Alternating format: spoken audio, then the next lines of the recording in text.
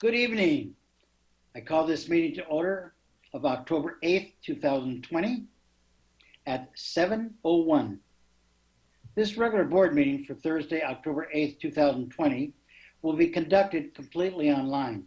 The Governor's Executive Order N-25-20 relaxes the Brown Act requirements for holding public meetings via teleconference. Per normal practice, this meeting will be recorded, live streamed, and televised. Members of the public may attend via the public viewing link located on PUSD's website.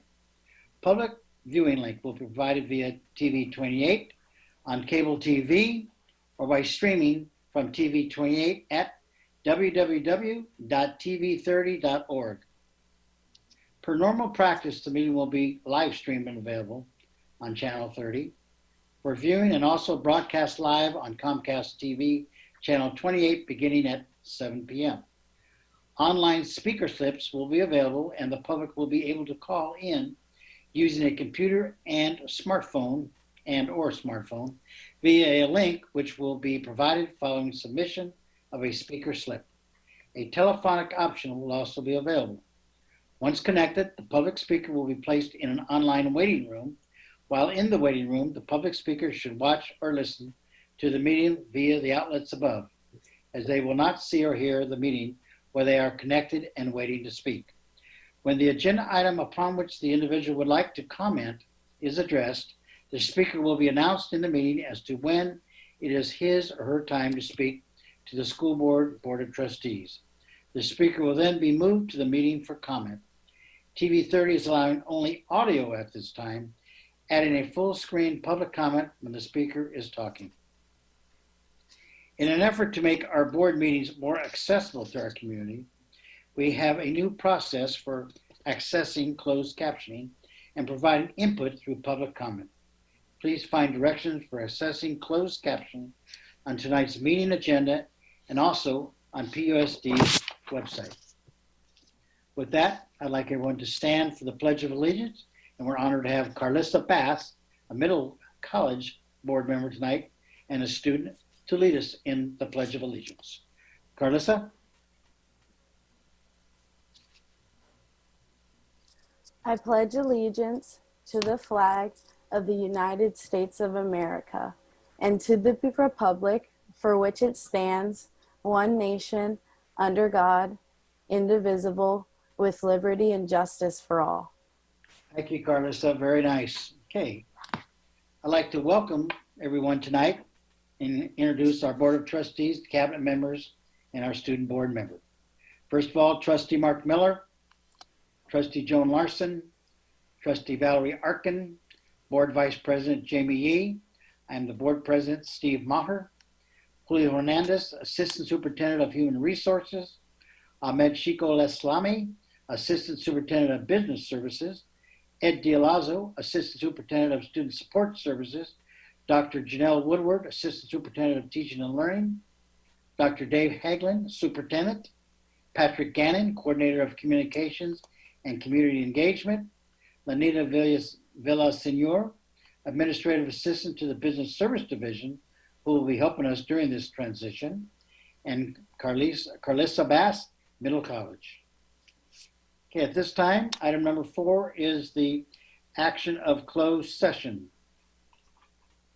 On item 2.1.1, Coordinator Educational Technology, in closed session, the board voted unanimously to approve the appointment of Cindy Lau as the Coordinator 1 of Educational Technology. Cindy, are you present? Yes, I am here. Hello, evening. I look forward to this opportunity and I'm excited to be part of the Pleasanton Unified team and community. Thanks. Thank you and congratulations. Welcome. Thank you. Okay. Item 2.1.2, the Vice Principal of Hart Middle School. In closed session, the board voted unanimously to approve the appointment of Melissa Sackett as the Vice Principal of Hart Middle School. Melissa, are you with us tonight?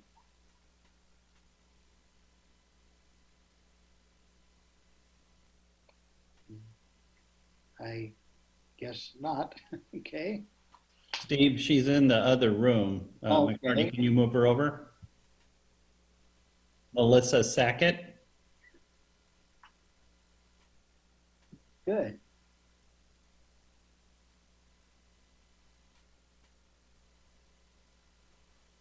Hi. So sorry. Congratulations. Thank you. I am so excited. First, I want to thank all the school board members and the Heart staff. I am so honored and privileged to be taking on this adventure.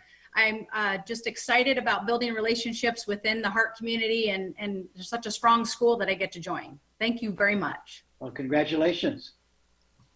Welcome, Alyssa. Welcome. Okay, item 2.3, compromise and release agreement for SCD case number 103.20.21 for the amount of $32,000.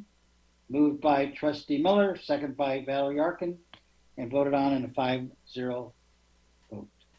It was approved.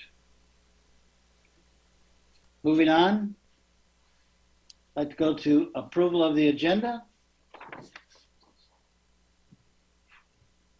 Any comments, or anybody would like to move for motion here? I'll go ahead and move approval of the agenda. Second? I'll second. Okay. Trustee Yee, Aye. Trustee Arkin, Aye. Trustee Larson, Aye. Trustee Miller, Aye. and Trustee Maher, aye. Okay. Number 6, recognitions and introductions. Dr. Haglund. Thank you, President Maher. For our recognitions tonight, we've got 2, and I'm going to invite Ed Dialazzo to manage the first recognition, and then Ahmad Sheikhoslami to introduce our guests of honor. Thank you, Dr. Haglund, and good evening, everybody. Good evening, President Maher, Board of Trustees, cabinet members, community, and all the great children on my screen. So we are always happy to do this recognition. It's our character awards. And this month and this quarter, we're going to recognize those students who show responsibility. So I'm going to turn it over to Kathleen Reif, our Director of Student Services. She handles all of this and does a really great job. And so she can introduce the children tonight. Kathleen? Thank you, Mr. Dialazzo. Actually, our student board member will be introducing them and reading the reasons why they were nominated and why they're being recognized. But we weren't able to talk with all the students right before we started. I think some just joined. And so this is our first time doing the student recognitions via Zoom. So when it's your turn, normally we have you kind of stand next to the podium and our board member will read all the wonderful reasons why we're recognizing you. And then you get to shake everyone's hand and we take a group picture at the end. Unfortunately, we can't do that tonight. So we'll have you smile big while we're reading wonderful things about you. And then at the end of the meeting, I don't know how we can handle a group picture, maybe a screenshot or something. But then we will be mailing you certificates in the mail. And we have an extra special kind of surprise coming in the mail as well. It's a little gift from the Community of Character Collaborative. It should be like a little pencil and a pen coming with that certificate. So be expecting that. And with that, I will go ahead and turn it over to our student board member, Miss Bass. Thank you. So this evening, we are recognizing students who were nominated by staff at their school for demonstrating the character trait of responsibility. We would first like to recognize 2 students from Alisal Elementary School, Dylan Abraham, who's in 1st grade and was nominated by Miss Bellison. Dylan Abraham is doing an amazing job during our online learning. He is always engaged and participating. He also goes beyond our online assignments and always shows roar behavior during our meetings. Way to go, Dylan Abraham. Next, we have Rhea Thombre, who was also nominated by Miss Bellison, and she said, Rhea Thombre is such an engaged and delightful student to teach. She exemplifies our Alisal roar behavior by exhibiting a positive attitude and an enthusiastic learner. In addition, she always goes way beyond our daily assignments. It is not uncommon for her to submit extra math pages, and her writing shows that she is implementing what we are learning on our Zoom meetings. Way to go, Rhea. Next, we will recognize 3 students from Donlin Elementary School. We have Charlie Wilson, who is in 3rd grade, along with Colin Murphy, who is also in 3rd grade, who was nominated by Miss Finley, who said Charlie Wilson and Colin Murphy have not missed one Zoom meeting. They always are prepared and they're always ready to participate. They complete all their assignments and show effort and responsibility in the work they submit to me. More than that, these two boys are always ready to lead. I appreciate their hard work, their honesty, and their good humor as we move through these new times at school. Congratulations, Charlie and Colin. Next, we have Caesar Toledano, who was nominated by Miss Espindola, and she said that Caesar comes to all of our synchronous meetings prepared and ready to participate. He often takes responsibility for his own learning by staying on Zoom to ask clarifying questions or sending an email to me to meet for help. He is constantly one of the students who is submitting all of his assignments. And then Miss Mellerick shared, I would like Caesar to get allocations for seeking the help he needed. I was so proud of him for working so hard to try and figure out the technology piece. When Caesar encounters challenges with technology, he is patient and does whatever it takes to make sure that he is able to successfully complete his work. Caesar also takes responsibility for helping his little brother by making sure he gets to his Zoom meetings and occasionally helping him with his assignments. Next, we have 4 kids from Pleasanton Middle School. First, we have Rohan Patel. He was nominated by Miss Catwright, a science teacher, and she says, a couple of weeks into our remote learning school year, Rohan had a schedule change. He took full responsibility for letting me know about the switch and reminding me to send him the correct science class Zoom link and Google Classroom code for his new class period. He wanted to be sure he would not miss a class meeting or a posted assignment or message in Google Classroom. He has continued this responsibility trend with making sure he understands his assignments, directions, and our class meeting procedures. He follows through with his responsibility by fully completing and turning in assignments on time. Rohan has exemplified the trait of responsibility, and along with that, he always displays a positive attitude, and it is a pleasure to have him in class. Next, we have Sophia Magro from the 6th grade, and Miss Linda says, Sophia is always one of the first kids on my Zoom calls, ready and waiting to learn. She always participates during class and takes the opportunity to share and teach what she has learned with her classmates, especially in breakout rooms. Furthermore, Sophia has shown her thirst for knowledge and has asked for book recommendations. She completely embodies what it is to be responsible, curious, and an engaged learner. Next, in 7th grade, we have William Ping from Miss Tammy. And she says, William Ping is an excellent student who exhibits the character of responsibility in class. He turns in all assignments on time, attends all class sessions in a timely manner, participates, and is helpful to other students and myself. He has also joined my extension on Wednesdays, Book Chat Wednesdays. In this optional session, he has been responsible for locating our book online for free for our group to read and helping us determine how many pages we want to have to read for our next session. In my class and this optional group, he also provides helpful answers to other students in chat. William is truly a student of great character. Next, we have Caroline DeBill from Mrs. Robinson in the 6th grade. And she says, from the start of remote learning, Caroline has been diligent about completing her assignments. She always asks in class or via email if she needs help with work. Caroline comes to all of my study sessions to work during asynchronous work time, and she even helps others during these sessions. Caroline takes the responsibility of being a student seriously by devoting her time to her studies and being a kind and collaborative classmate.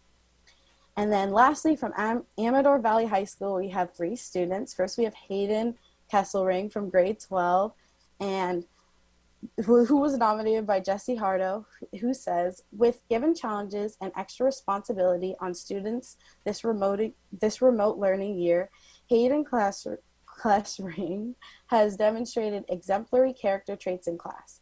Hayden is very timely with his participation in class discussions and has recently outlined and presented U.S. history texts with excellent attention to detail and comprehension. He arrives to class on time and prepared. He is among the first to complete his assignments. Hayden is very respectful to peers, teachers, and greets everyone in class with genuine well wishes. Hayden is a great example of all Amador students of what it means to be well prepared and a responsible person.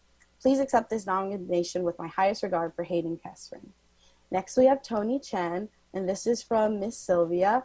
I have had the pleasure of knowing Tony as my student in my lifetime fitness class and as my TA, and I'm happy to nominate him for the Character Award for Responsibility. Tony has excellent attendance and is always punctual. He takes care of school and personal property and went out of his way to lend a hand with PE equipment. If there's a problem to solve, Tony will offer creative solutions and follow through with implementing these solutions. For example, I had students who were signing into Zoom incorrectly, and Tony created a slide deck to teach students the proper way to sign in. Tony is an outstanding example of the trait responsibility. And lastly, we have Maybell Song from grade 11, and this is from Mrs. Badalega. I had Mabel last year in Honors World History and this year in U.S. History. She has demonstrated the same responsibility in distance learning that I witnessed last year. She comes to Zoom class prepared and on time. She is a leader in large group Zoom tasks. That includes being engaged with daily lessons, participating in discussions, and writing in chat. She is also a regular leader in breakout sessions, where she leads small groups tasks and assists her classmates when they need her help or clarification. She models personnel and community responsibility in our distance learning format. Thank you so much, Carlisa. That was a really, really great job. And congratulations to all of our students for this recognition of the Community of Character Award for Responsibility. And thank you to the teachers for nominating your students. And then students, you will get this with your name and the certificate of recognition. So hopefully you got to see that, but you will get your own with your name on it. And again, congratulations, everybody. Thank you.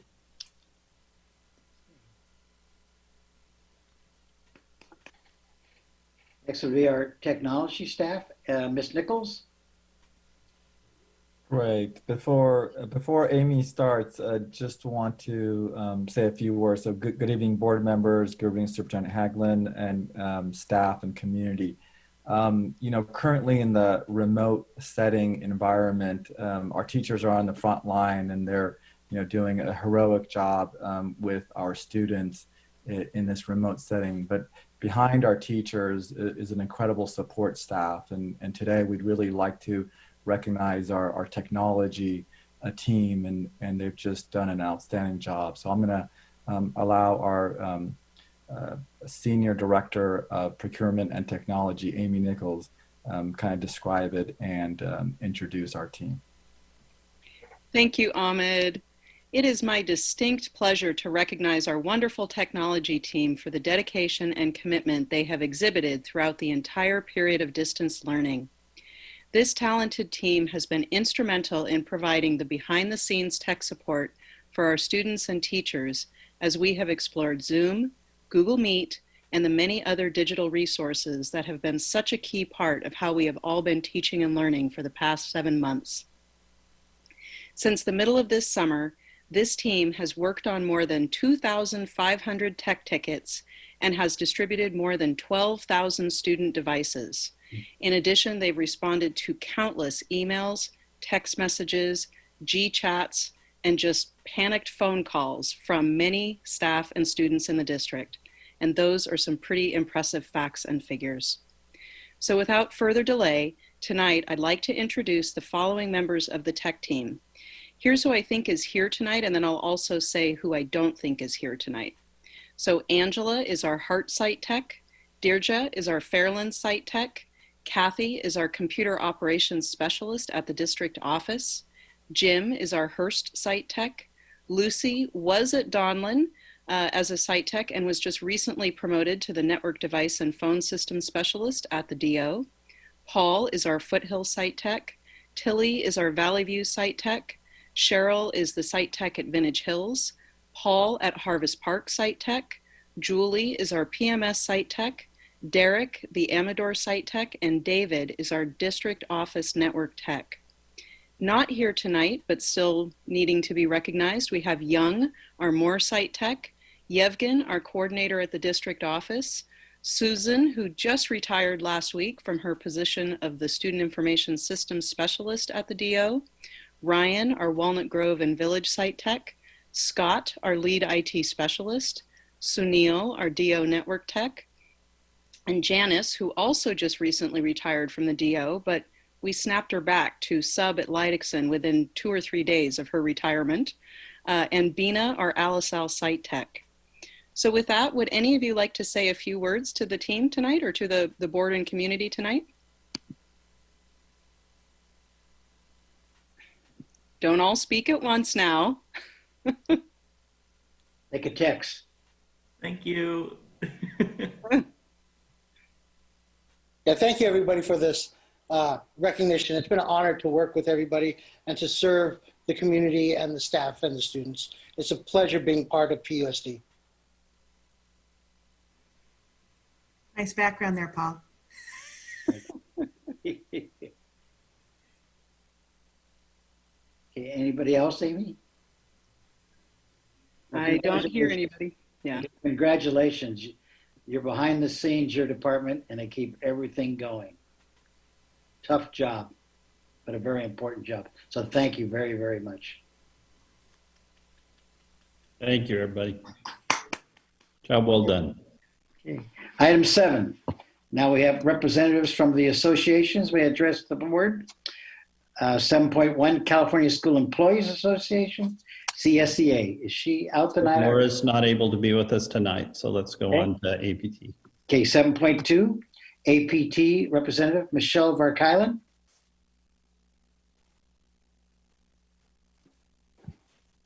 Michelle, are you with us? I am. Okay. Okay, there we go. Thank you.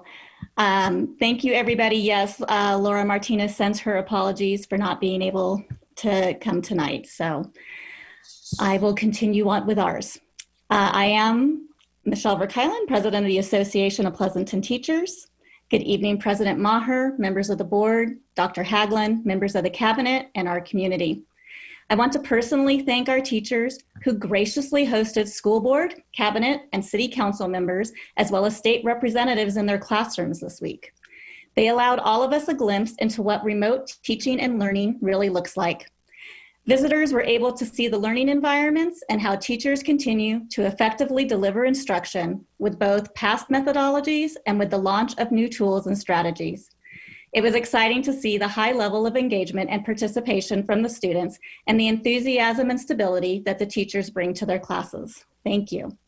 We appreciate all who were able to attend this opportunity. Listening to the student board member from Village last board meeting, I was hard pressed to tell we were in remote learning. The academics, the emotional support, the outside presenters, organization guidance, I was so impressed hearing all the opportunities students are still engaged in. It really makes me beam with pride at what we have been able to accomplish. Continued gratitude to the integration specialists who provide us with ongoing professional development that allows us to provide our students with the best. Our attendance rates are high. We send special applause to our families who team with us to ensure their children are attending class and seek out the tech help they need through the support systems district management has put into place. We are ever so grateful for our CSEA partners that continue to give their all to our students and make our environments and programs the best they can be. APT is happy to see the resolution in support of Prop 15 on the agenda this evening.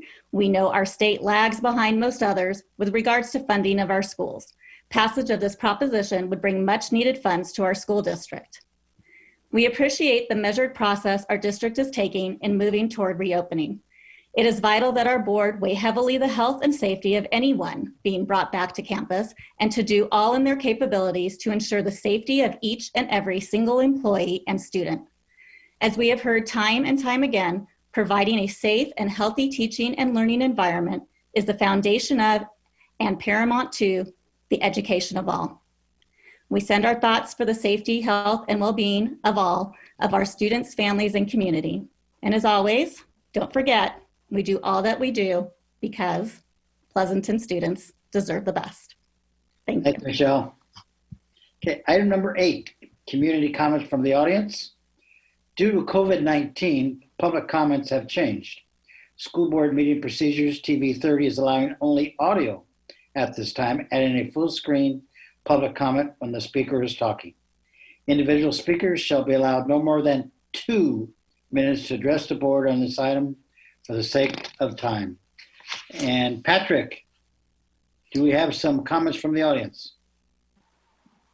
President Maher, we do not have any public comments this evening. You don't have any public comments, okay. Then item number 9, student board member report. Good evening, Dr. Haglund, members of the board, executive cabinet, staff, and community. My name is Carlissa Bass, and I am the student board representative for the middle college program at Las Positas College, and I'm so excited to be a part of the board this year. For our academics, we started this year with 140 students, 50 of those being from PUSD. We're completely synchronous, so the full 3 hours of our high school classes as well as all of our college classes with Las Positas are online. Last Wednesday, September 30th, we had the honor of having a representative from TVROP talk with us about the College and Career Fair that was going on this week from Tuesday to Thursday. This Monday in Avid, we had visits from our high school counselors, including the wonderful Winter Jones, who talked about college applications, graduation requirements, and beginning the application process. Right now, the juniors are in U.S. history are learning about the American Revolutionary War. In English, they're learning about transcendentalism in American literature. And in Avid, right now, their teachers are mainly helping and supporting them from the transition from high school to college. The seniors right now in Avid are learning about community building and college preparation as we prepare for college applications. In economics, we're learning about the basic principles within supply and demand, as well as we're beginning to learn about the stock market. And in English, we're learning a lot about the art of persuasion, which include ethos, logos, and pathos, which is really helpful, especially with all the recent articles and debates coming out right now. For our academic supports, we have Avid collaborative study groups, which is where we all get grouped up into different categories based on what subject we may be struggling in or we need a little extra help in. And it helps with a lot of community bonding because our classmates help and support us to do well in the classes by giving their insight. And senior tutors often help the juniors with the classes that they're taking just to add extra support as well as bond the community more. We have the tutorial center as well as all the other supports that Las Positas College provides.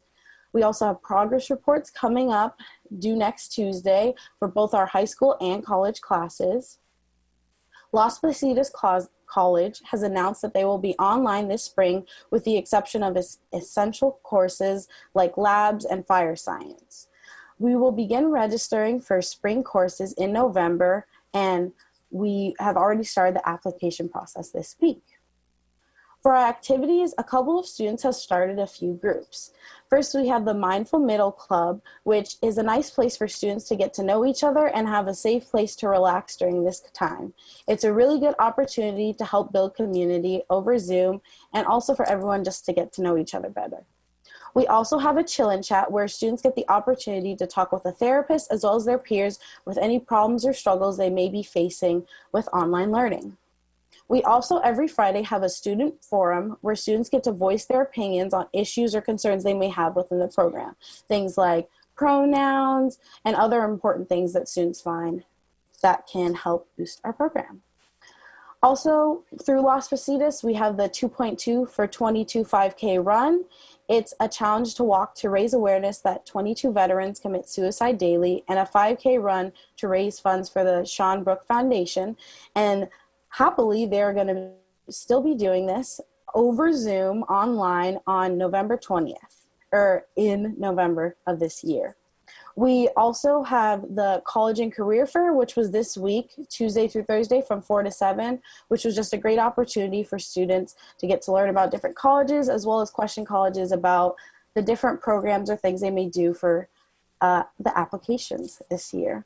And for athletics, students are outside of school, staying active, especially for different sports and other activities just to try and stay active, as well as and also applying with precautions in order to just stay healthy and also stay fit for athletics this year.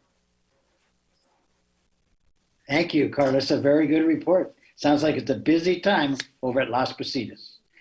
Okay. Item number 10, Superintendent's Report. Dr. Dave Haglund. Thank you, President Maher. As you know, many of you know, last Thursday, the Alameda County Public Health Department shared updated guidance that enables elementary schools that meet state and county requirements to begin reopening on or after October 13th. On October 12th, Alameda County will have sustained 14 consecutive days in the red tier of the state's COVID-19 monitoring system. I want to assure our community that staff is working tirelessly to ensure that required health and safety standards are met, and that our staff, students, family, and broader community can be confident in our plans to reopen. You'll hear an update on our collaborative efforts towards this goal later tonight in our first item on the action agenda. We will also be sharing information about our new student supervision program, which will be launching soon in service of our students with special needs, English learners, and others who are struggling to engage with remote learning. As we move forward, I believe that it's our responsibility to act not on what we can do, but to look at what we should do, considering the safety, health, and well-being of our students and staff. I understand and empathize with the frustration brought about by uncertainty, and at the same time, the sense of urgency regarding our move forward. I'm committing to holding as a first priority the safety of our staff and students, and we will continue to communicate with and engage our families and staff as we move forward together. We may not all agree with the pace and order in which we move forward, but I believe that we all have the same interest at heart: the physical and mental health of our students and the teachers and staff who have dedicated their lives to serving our young people. Speaking of our awesome teachers, I want to thank our human resources team, Mr. Hernandez and Mr. Williams, and others, and along with ABT President Michelle Burke-Island, for helping us host a unique virtual open house opportunity for community leaders that included Assemblywoman Burke-Island, the representatives from Assemblywoman Burke-Island, and representatives from Senator Glazer and Congressman Swalwell's offices, as well as city council members and each of our trustees. It was an invaluable opportunity to share what we have witnessed since the first day of school, the talent and resilience of our world-class educators and the active engagement of our students. We visited elementary, middle, and high school classrooms, from math and Mrs. Latona's 4th and 5th grade ALSAL integrated special day class to meditation and rhythm with Amador's Mr. Dandria. Our teachers have poured their hearts and souls into transforming their curriculum to best serve our students through remote learning, and they continue to find ways to face this incredible challenge. It was very special to have this work seen and celebrated by local, state, and national leaders. I continue to be incredibly grateful to be a part of a professional team of teachers, administrators, and classified staff who continue to positively impact the lives of our students every day. Finally, I wanted to share an invitation to participate in a virtual town hall that will be hosted by the Alameda County Office of Education with representatives from the Public Health Department on Monday, October 12th at 5:30 p.m. We will be sharing information on how to access this opportunity on our district website. And you can also find more information at acoe.org. So stay tuned for more information on our next district virtual town hall that we will be hosting here in Pleasanton. And that's my report for tonight. Thank you, Dr. Haglund. And I second what you're saying about the classes. I was able to be on Zoom on Tuesday. I saw a lot of great classes. I was just amazed at the instruction going on with the trombone and the clarinet. So just outstanding. So I second what you were saying. Now we'd like to move to the consent agenda. The Pleasanton Board of Trustees utilizes a consent calendar for items that require the approval of the board, but are of routine nature. Board members receive their agendas and backup materials 5 days in advance of our meetings. They have the opportunity to ask questions and do research prior to our meeting. It is their intent to handle the routine items expeditiously so they have time to address more serious issues. That being said, trustees, what do you say? President Maher, I'd like to pull 11.8. 11.8, I'd like to pull 11.5. 11.5, okay. Anything else that'd like to be pulled? Okay. Is there a motion then for the other items other than 11.5, 11.8? I'll move approval of the consent agenda minus 11.5 and 11.8. Okay. I'll second. Okay. Trustee Yee? So 11.5 is the item about Red Ribbon Week. And Are we voting on the? We're going to vote on the other ones first. oh, sorry. Okay. Oh yeah, sorry. Yeah. Yes. Okay. Yes, on the other, on the consent. Thank you. Trustee Arkin? Aye. Trustee Larson? Aye. Trustee Miller? Aye. And Trustee Maher, aye. So all the consent agenda is approved except for 11.5, 11.8. Okay, 11.5. Okay. It's the Red Ribbon Week one, and I'd actually like for us to have a conversation about rethinking it. And my question is this something that can be tied into our PBS work and other activities that are already happening in the school district to maybe be a little bit more intentional and, fill some potential gaps that we might have? And I would also like to know like what everyone does at their sites for Red Ribbon Week. So anyway, just had those questions about that. Would you like to ask for a discussion now or later or at a future meeting?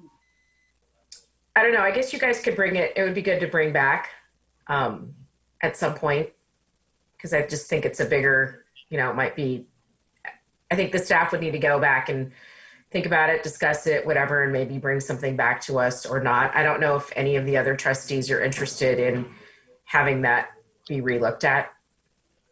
I think I agree with you, Jamie. You've raised this issue before, and we really have never seen, despite the fact that you've asked for it before, we've never really seen any kind of efficacy data about the activities. They're fun. I mean, the kids have a great time, and there's a lot of activities that typically happen, right, when we're in person. But as to whether this best meets our goals, like you were saying, Jamie, whether it would be better to tie this more directly to some of our PBIS goals, I don't think we really have a good answer for that. Yeah, and I do know that some of these sites actually have kind of morphed it into something different.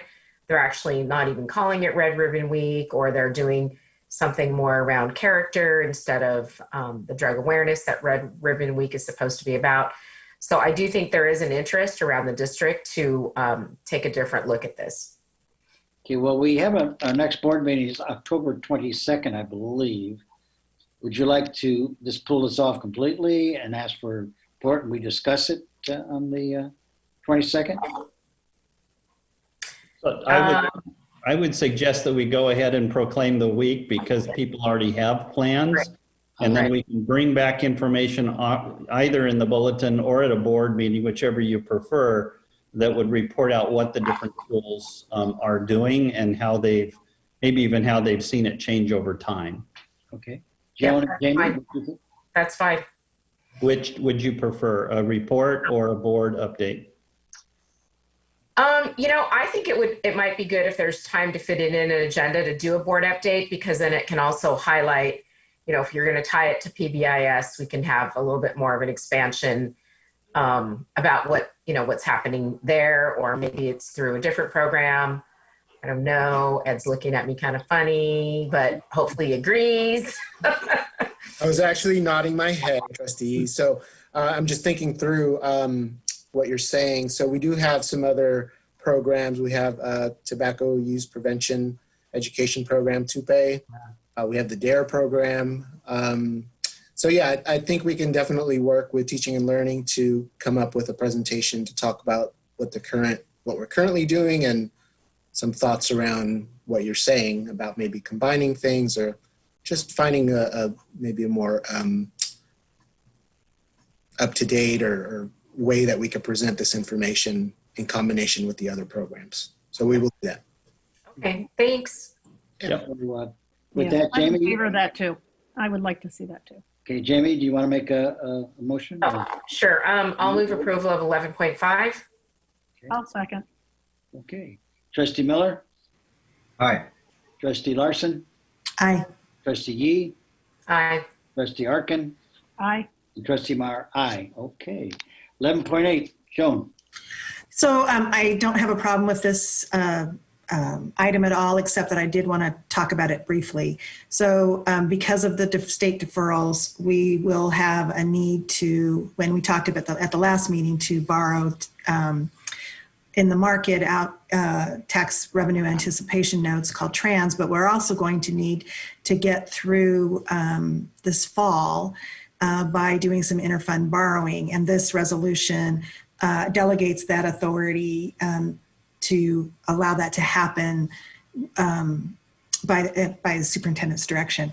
However, I would like to request that at any point in the month, whenever we've done that there be a report to the board, just so that we can keep tabs on the cash flow. Be transparent. You're right. And with that, I'll move approval of 11.8, which is a resolution. Okay. Is there a second? Second. Okay. Trustee Miller? Aye. Trustee Larson? Aye. Trustee Yee? Aye. Trustee Arkin? Aye. And Trustee Meyer? Aye. So 11.8 is approved. And David or Ahmad, did you get Trustee Larson's suggestion? Yes, we acknowledge that, and we will provide a report to the board whenever any of the interfund transfers are done to help with the cash flow. Okay, great. Thank you. Okay, item 12, report discussion and report and possible action. I know we do have some public comment, but I'd like to hear the report, have the board discuss, then we'll go to the public comment. Is that okay with everyone?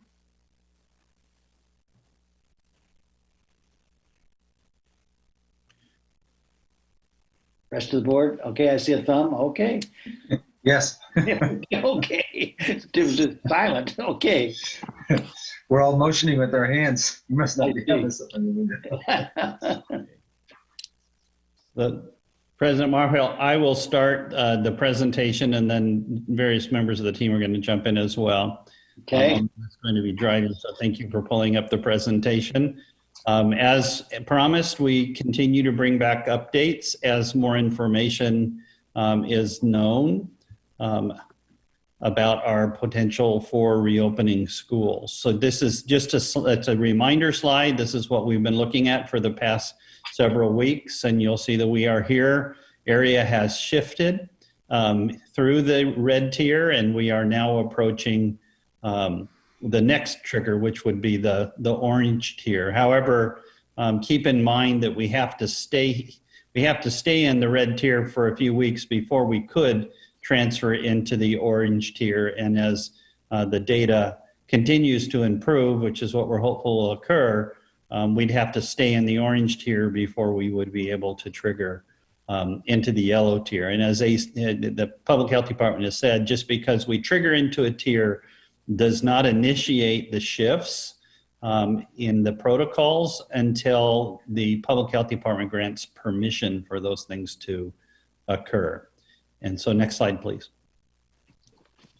Our current status is that we're very near completion of 14 days in the red tier, which is what the County Public Health Department suggested would need to occur before they would authorize the reopening of schools without a waiver. Alameda County, that trigger hits on October 12th. So that's why people have been talking about the October 13th date. Alameda County districts may begin reopening elementary schools as soon as October 13th, once they have submitted a complete reopening plan that meets the Alameda County Public Health Department criterion. Ahmed, if you would click on the link so we can pull up the checklist. You can download this presentation in the agenda so that you can have access to this checklist.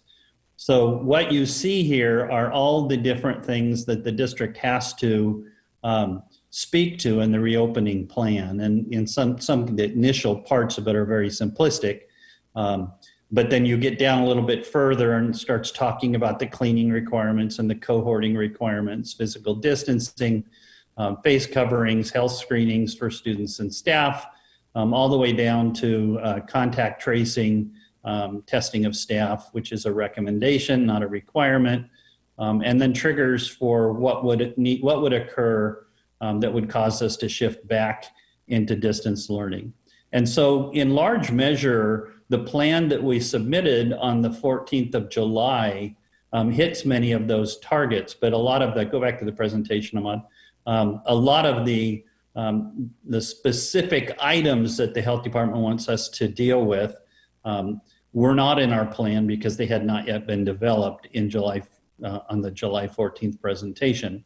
And so staff has been working diligently to identify what those things are. And you're going to hear a lot about that tonight as the team goes through the presentation. So you're interested, you can get out a piece of paper and a pencil and you can kind of track where we're at and how close we are.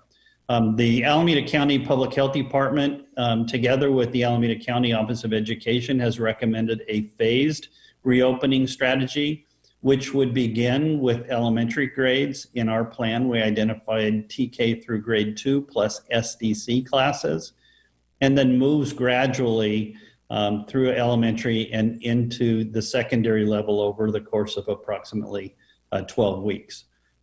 So note that that's a phased reopening strategy. There's not just going to be a light switch that turns on, and we spoke to those phases in our plan in July 14th. So their decision was very much in line with what we had already planned to do. An important note is that our ability to implement the remote learning support program, which you're going to hear more about later on in the presentation, is not restricted and will remain the short-term focus of our work. So the next slide, there's just several thoughts that I wanted us to think about as we move forward. And I don't necessarily need to read them, but it might be important for us to tick through them. We need to understand and appreciate the complexity of the decisions that we're wrestling with. We want to move forward productively, but we also want to avoid making mistakes. None of this is easy, and I know that our parents understand that, our teachers understand that, and I know the board members and cabinet understand that this is tough, and it's complex, and there's a lot riding on it. There really are no safe options. I was on a call today, 100% anyways, on call today with the Dr. Nick Moss, who's the interim director of the public health department in Alameda County. And this was part of the conversation, is that there's risk involved in these decisions. This is a public health crisis that we're in the midst of, which means people will be impacted. But they're being impacted whether we stay remote or we come back. I mean, we have to balance the mental health needs of students and the physical safety of our students and staff. And so, again, that gets to that complexity issue. If we lose sight of the idea that we're focused on safety and wellness as our priorities, then I think we're on the wrong track. So we need to make sure that we constantly pull ourselves back in those two lanes. It's not really about what we want or what would be better, opinions, political pressures. It really is about making decisions based on those two priorities, safety and wellness. Those are the two balancing features that we're trying to wrestle with. The concerns of parents and employees that we've heard that the organization may falter as it steps into reopening, they're legitimate, but they shouldn't drive our decision making. We're a good group of well-meaning and thoughtful individuals, and everybody's thinking as hard as they possibly can and planning to the most finite level of detail that they possibly can. So will there be mistakes? There possibly may be, but it won't be because we didn't care or because we didn't think through things. This virus is causing disruptions in ways that we've never seen before. And so planning for something we've never seen before and that shifts on us regularly is rough. And it's pretty, as I said before, it's pretty complex. I'll let that one go. If we function on the belief that we can't get back to our mission until after we're back in person, then I think we're making a consequential mistake. We absolutely can achieve our mission of servicing students effectively, even if we're in remote. And I think our teachers and our students have been proving that. And our visits to the classroom with our electeds the other day also proved that. We must think creatively about ways to reopen and stay open. And that means being careful and thoughtful and really not just looking about what happens on the school grounds or in the classrooms, but what are students and staff exposed to at home and on the weekends. So if we want to stay open, we have to think broader than just, can we get them across the school door? And as much as practicable, we hope to provide choice to parents. We are each in different situations, and each meaning our employees and our families and our students, different risk categories, different caregiving issues, different academic and mental health needs. So we have to try to be responsive to the needs of individuals as best as we possibly can. And most importantly, we need to remember and believe that we're in this together, all of us. And it's going to take all of us to make this work. So from here, I'm going to turn the presentation over to Mr. D'Alonzo. Okay, thank you, Dr. Haglin. So I will be talking about the next few slides. And on this slide, you have the link to the COVID-19 school guidance from Alameda County school reopening plan. So I've shared this document a few times in a few board meetings and town halls. Actually, just today, I think I've said this every time, it is now in version 13, just again uploaded today to all of us. And so we have the newest document. So I want to highlight the newest information from this document. As Dr. Haglin mentioned, there's some detailed information that we're going to review tonight. And one of those pieces of information is that school districts who are planning on reopening, we have to submit that plan. It's called the school reopening plan. We have to submit it to Alameda County Office of Education. The checklist that Dr. Haglin referenced is the guide, and it shows us exactly what are the components of that reopening plan. We have a lot of those components in place, but also we are trying to plan and make sure that we have the rest of it as best as we can as we continue that planning. And Dr. Haglin mentioned some of those components, the cleaning and disinfecting, how do we cohort our kids, what's the entrance and egress and movement within the school day, face coverings, health screenings. There's all those components in that plan that have to be in place in order for us to move towards that reopening. I also want to go over sections of the requirements of reopening, and specifically what is the district's role and responsibilities? What does COVID-19 testing look like? What are those requirements for a school district? And then also as part of the plan, we have to have a plan or protocol in place in terms of what are those metrics or those triggers, as Dr. Haglin mentioned, that we may need to close our in-person instruction should that occur. Next page, Ahmad. So the first section in the guidelines talks about districts' roles and responsibilities. And so one of the things that a district has to do is we have to assign either an individual or a team as the COVID liaison to Alameda County Public Health. So I've been assigned that task as the COVID liaison. But together with my colleague who I introduced earlier, Kathleen Reif, who's our Director of Student Services, and also Leslie Heller, our Coordinator of Student Services, we are training actually this week. I'll be attending a training with the county tomorrow and learn more about what our responsibility is as a COVID liaison with the county. And that could include communications, what's the protocol for testing, protocol for contact tracing, and so forth. One of the other things we're required to do as a district is procure a surveillance testing of staff. And so I believe Mr. Shikul Islami will probably talk a little bit more about this, but it's procuring that contract with an agency to assist us with the testing. We also have to post publicly that reopening document. And I mentioned some of the components of that document that we're working on currently. And that document should be posted once it's completed and submitted to Alameda County and Public Health.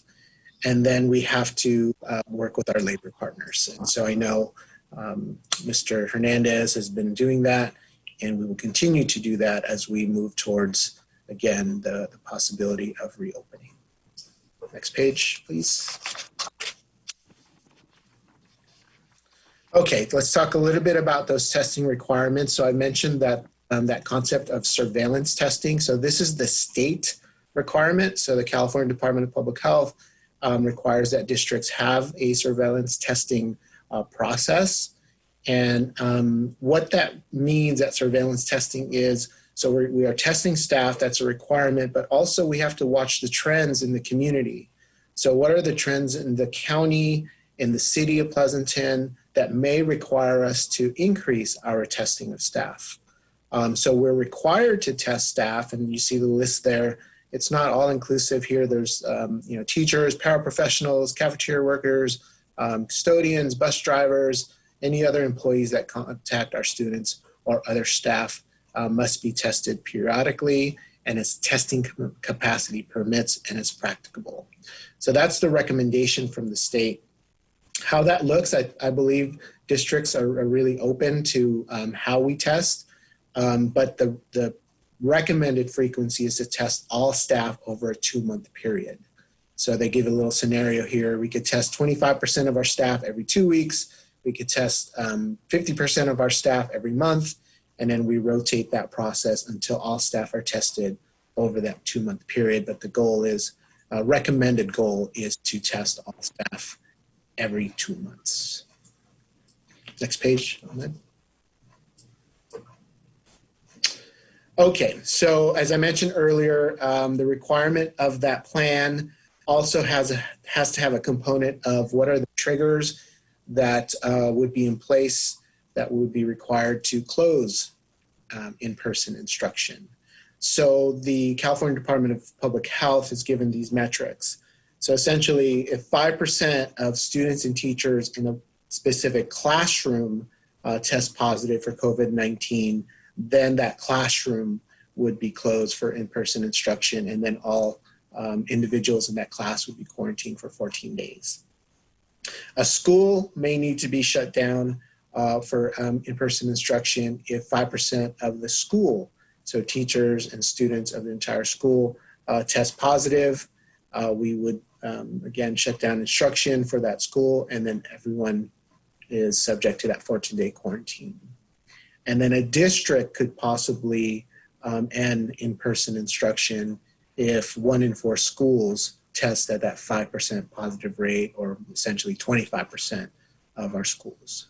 So we want to make sure these metrics are clear to everybody, so that there is a component of, classroom, one school, or the entire district. It's not one school has that 5% and then we shut down the whole district. It's really sort of tiered in that regard. Okay, next page. Okay, so I in student support services, which I'm the assistant superintendent of, we always want to leave our community with resources. And so we leave these resources for all of you to link in. If you download this presentation, you could link into those highlighted areas. So we do know and understand that some of our students have additional needs, and also have additional services that are afforded to them. So we have our students who are unsheltered, that falls under a federal act called McKinney-Vento. So we have services for our students who fall in that program. We also have students in foster youth placements, and our kinship youth services are also available to our students. And then we update the mental health and wellness services through the Care Solace program that we are in partnership with the Care Solace agency. And so we want to put those links out there too. And that's a 24/7 concierge service that anybody, students, families, staff, can access, and they can help locate services for mental health services for anybody in need. And it's really a nice program. And it's been accessed quite a lot since we opened it up this summer. Okay, I'll stop there for now. I know our other assistant superintendents have their section they want to review as well. I'm going to turn it over to Mr. Shikul Islami, our Assistant Superintendent of Business Services.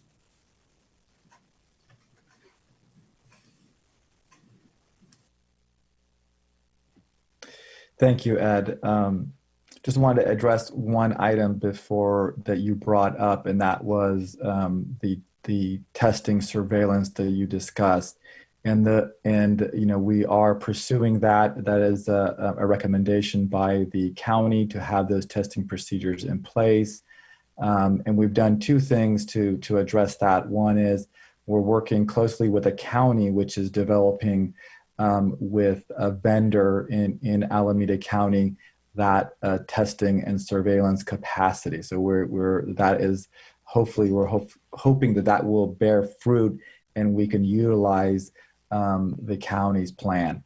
And additionally, we have also issued a request for proposals from private vendors directly to PUSD to have that capacity as well. And so either through the counties or through our own RFP, we'll have those the labs in place and to follow those recommendations and best practices.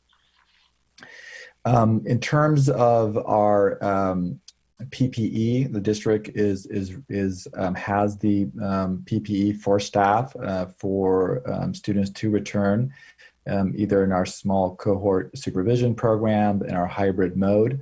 Our schools have the soaps and the hand sanitizers in the classrooms and common spaces, and we are prepared for that. The district has been doing regular cleaning and disinfection in our schools currently with our staff there. We have Kids Club, and we have other small group camps as well. And we've also been preparing and ready to expand to provide those services once the small cohort supervision program starts and once we move into the hybrid learning. And we've been working with the schools to detail out some of the more site-specific needs in terms of having isolation spaces ready and so on and so forth. So that's work we've been doing to be ready for the coming week. In terms of the ventilation systems, we've also taken a proactive approach to meet some of the best practices in this area. The county guidelines have both recommendations and in their recent guidelines really want to maximize the fresh air coming into the room. So we've been modifying our HVAC equipment to allow the maximum fresh air into the rooms as possible for those units. And so the elementaries, we've completed that work. That work will be completed at the middle schools early next week, and then followed by the high schools. And then we also, when it is safe, staff can also open doors and windows to increase fresh air movement. We're also going to upgrade our filters, which were replaced in the summer with newer filters with the recommended MERV 13. And so that process, again, will first start in the elementary schools with those upgrades and move through the rest of the district. As part of their recommendations, we're also adding air purifiers to select locations. This will include the TK, K, and SDC classrooms where we feel that those students might have the most difficulty in maintaining the masks or some of the social distance. So we're going to have those in place as well. Our child nutrition team has been very active from the beginning in terms of providing meals, free meals to all students within our community to the age of 18. And that will continue, and we'll also be providing those meals to our small cohort support programs at each of the schools. And all those meals are free of charge through the federal program, and we are being reimbursed through the federal program when we provide those meals. So we encourage everyone in the community to take advantage of this great opportunity that has been provided to us. The technology team, as we spoke, has done an outstanding job in supporting remote learning, and we'll have our site techs ready to support the small cohort supervision and the hybrid and remote learning. Our buses have been checked and they're ready to roll to transport our special education students to either our support program or hybrid when school starts. And then they will also be using protocols of reduced number of students on the bus, distancing them, cleaning as well. And so we might, depending on the need there, utilize all our buses and bus drivers as well as some outside services to transport our students to areas that are further away or within our district. So with that, I'm going to turn it over to Assistant Superintendent of Human Resources, Julio Hernandez. Thank you. Good evening, Board President Maher, Board of Trustees, Superintendent Haglund, staff and community. So human resources, we did engage in a virtual community open house, and I appreciate everybody who attended. In the link there are all the individuals who participated in this open house. I truly appreciate the teachers and the classified staff that allowed us to visit their classroom and have a really great experience as to how teaching and learning is being conducted in our school district. I think it's a superb job that they are performing on a daily basis. So thank you for that. And on a follow-up, we are engaged in looking into how to be able to create a forum so that our community, larger community, is able to experience what our electeds and others experience in this event. So we will keep you posted as we move forward through that process. Next slide.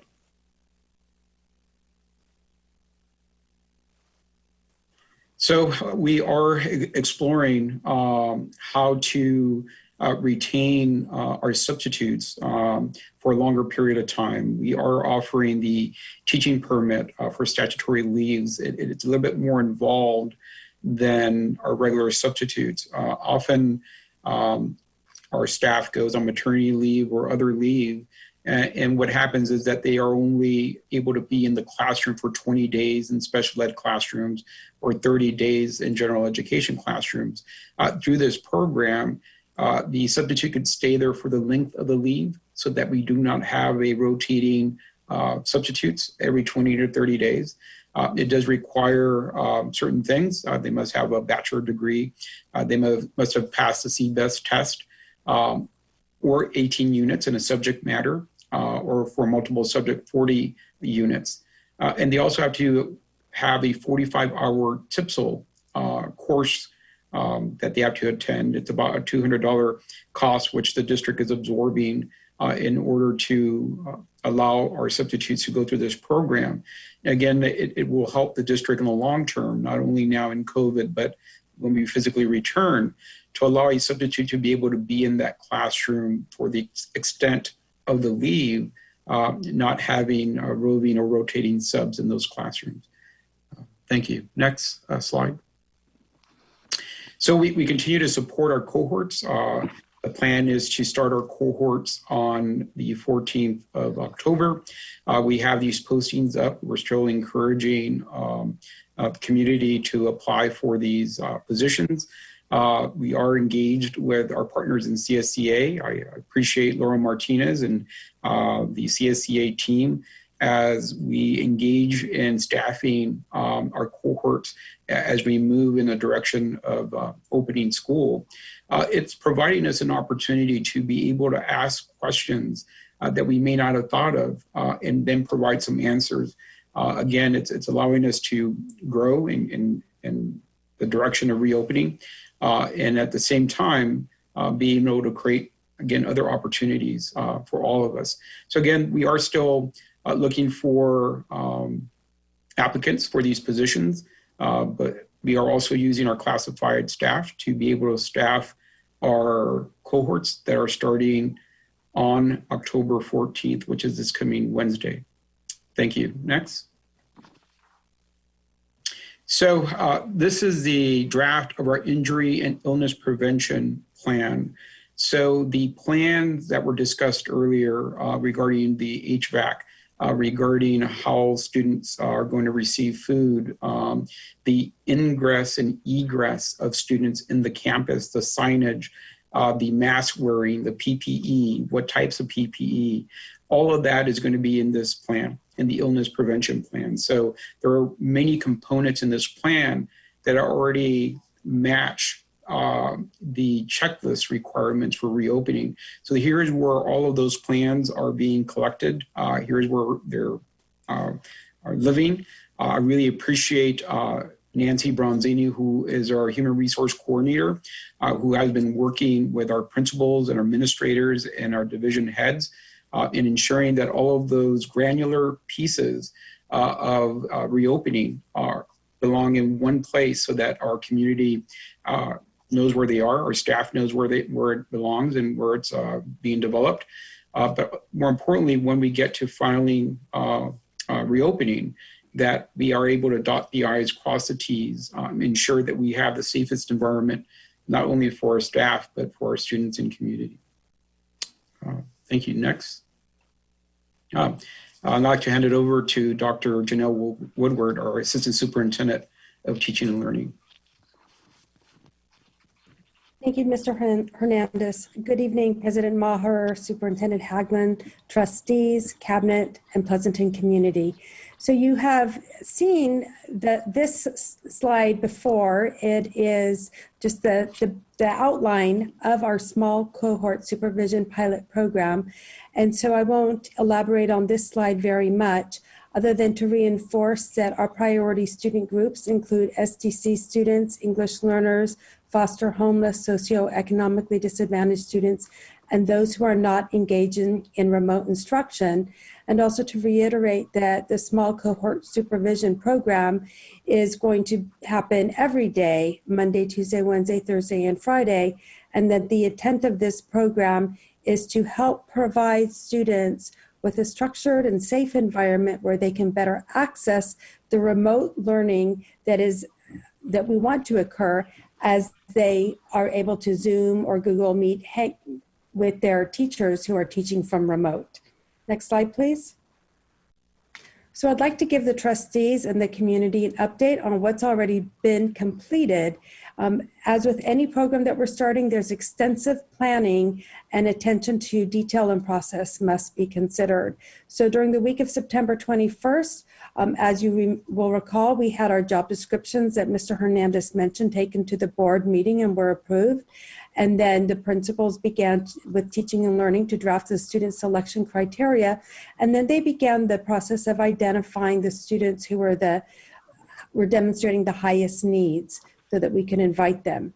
During the week of September 28th, the interest survey was emailed to those families, and the site logistics and protocol planning had continued, and that included food service, cleaning, health requirements, food distribution, support activities, and other site logistics. Our professional development schedule has been finalized, and we're looking forward to rolling out our professional development on Monday and Tuesday of next week for all staff that would be participating. I'm very proud of the work that's happened with that. It's going to be excellent. We're also very thankful for Mr. Dialazzo and Tracy Peterson for the work that has happened already with Kids Club, because that has provided us with an excellent starting point. So again, we're moving forward to offer that PD on Monday and Tuesday of next week.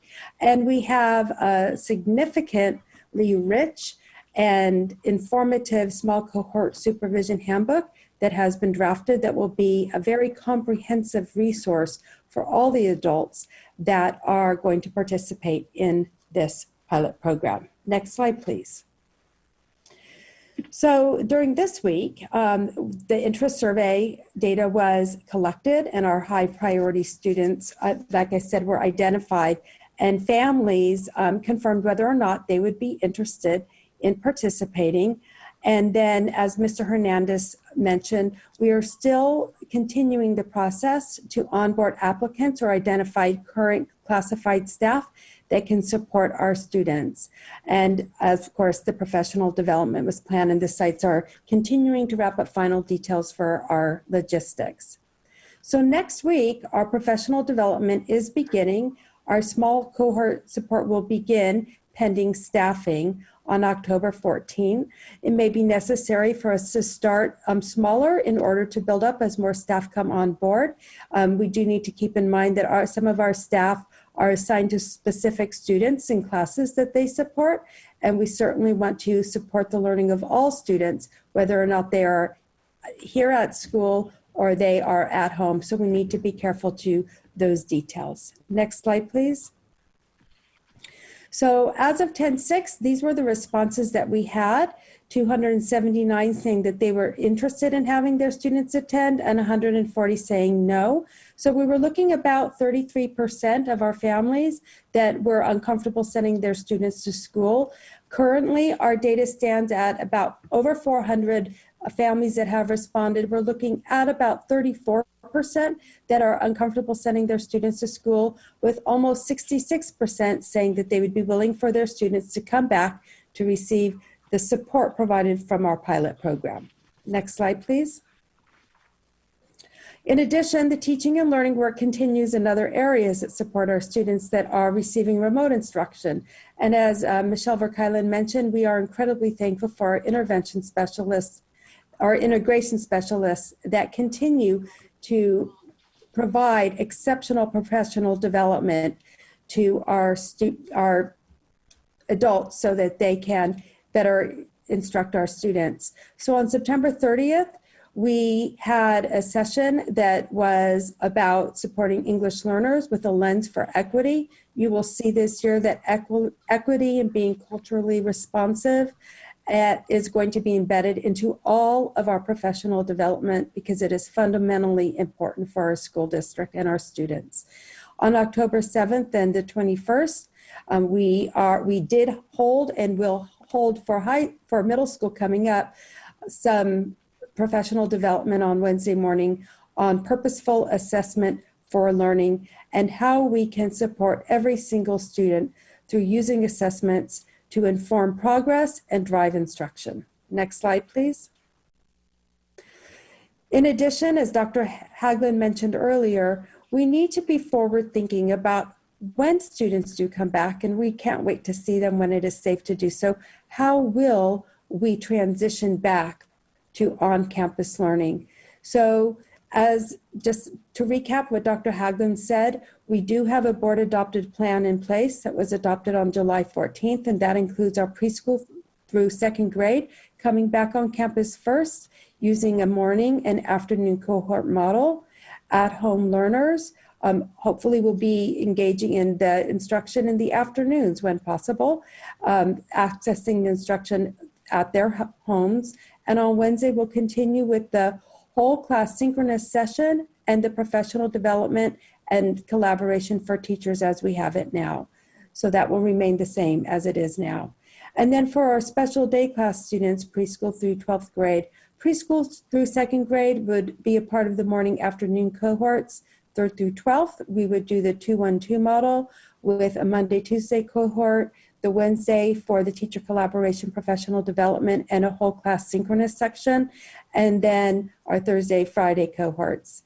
And so that is our transition to on-campus learning. I'd also like to point out the key to all of this is looking at the instructional model that we will implement to support all of our students, whether they are in class or they are at home. And so fortunately, we're able to learn from schools all around the country that have been engaging in what's called concurrent instruction, and we're reading through the literature, and we've already started planning professional development to support our teachers in teaching using the strategies that need to be used when you may have students that are in the home and also in the classroom at that time. Next slide, please.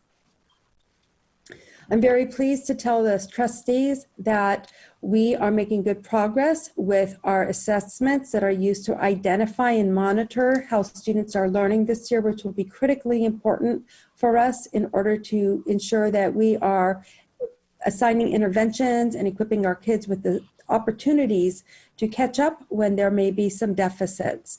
And so our district literacy assessment, which was given from TK to fifth grade, is currently finishing up.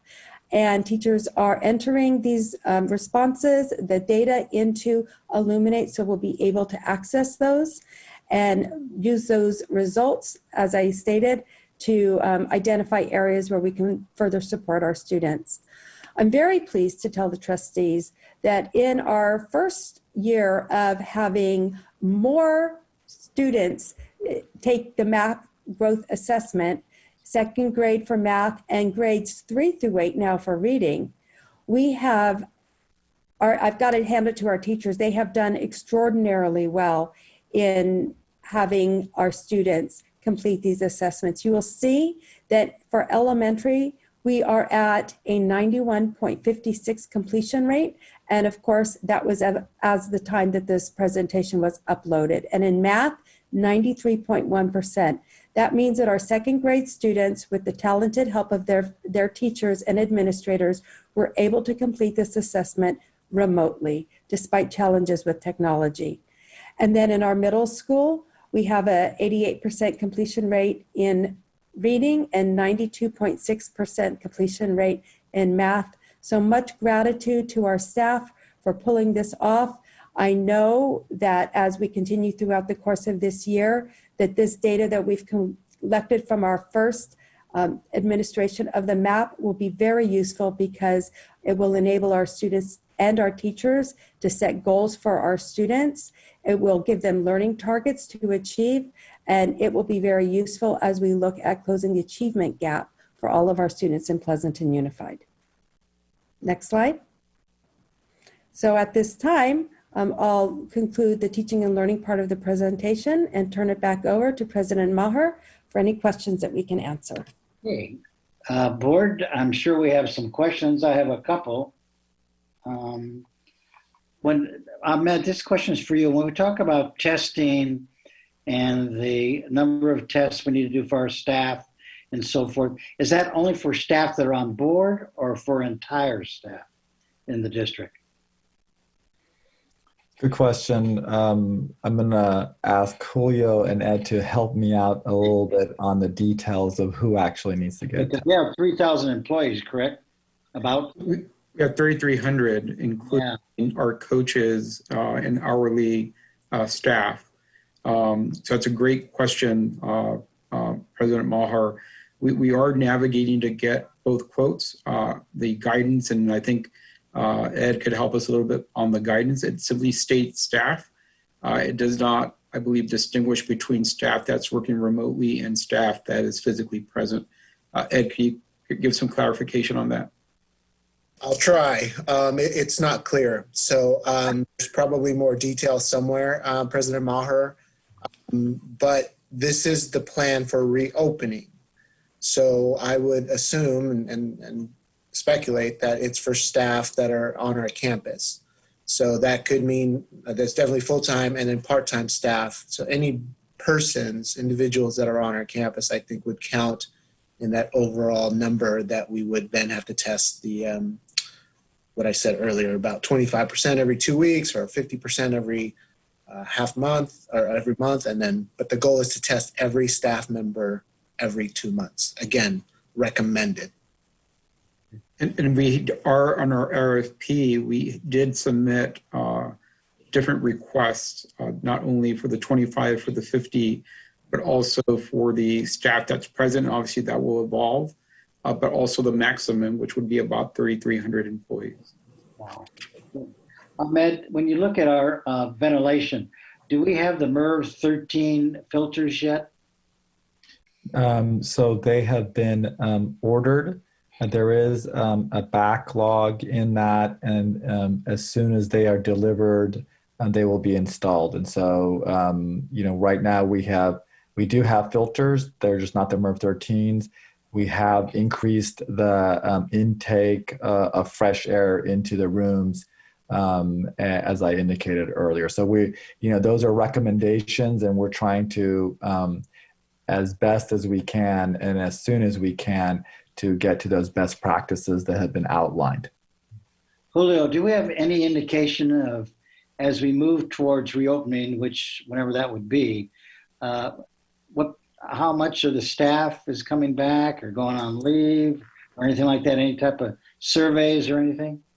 I did have a meeting with our CSCA partners. There was about 200 on Tuesday, President Maher. We have not yet surveyed our staff as a whole as to who will be returning, who will be taking leaves. We often offer our employees the opportunity if they, for whatever reason, need to take a leave. But we do have, out of that process, secured a mixed group of our classified employees. Currently, we have about 38 employees that are coming in to support our cohorts. We are also still recruiting in our job descriptions and jobs postings that we have that the board approved a couple of weeks ago. So we are continuously engaged with our employees. Again, it's difficult navigating. We respect the fact that there are employees that wish to exercise their CBA rights, the collective bargaining agreement rights to take leaves and exercise the extended FMLA. But right now, as far as a broad survey of personnel, we have not done that. But we could definitely do that if that's... Well, I'm just looking as we move towards opening, which, again, I don't know when that is, but when it's safe, certainly. But we do have some employees that have mitigating circumstances, such as people living with them that could be very vulnerable, their spouses, or even them. And I was just wondering, when will we get a picture of, as we start to move, so we're planning ahead, who looks like they can come back, who probably can't come back? So we, I'm sure that's why you're dealing with all of these subs right now. So one of the things that it's a good indicator, we have about 70% of our classified staff is physically reporting to work on a daily basis. The 200 or so employees that were met with were the paraeducators, or others are remotely currently working, and we are asking that they report physically to work to support the cohorts as we progress.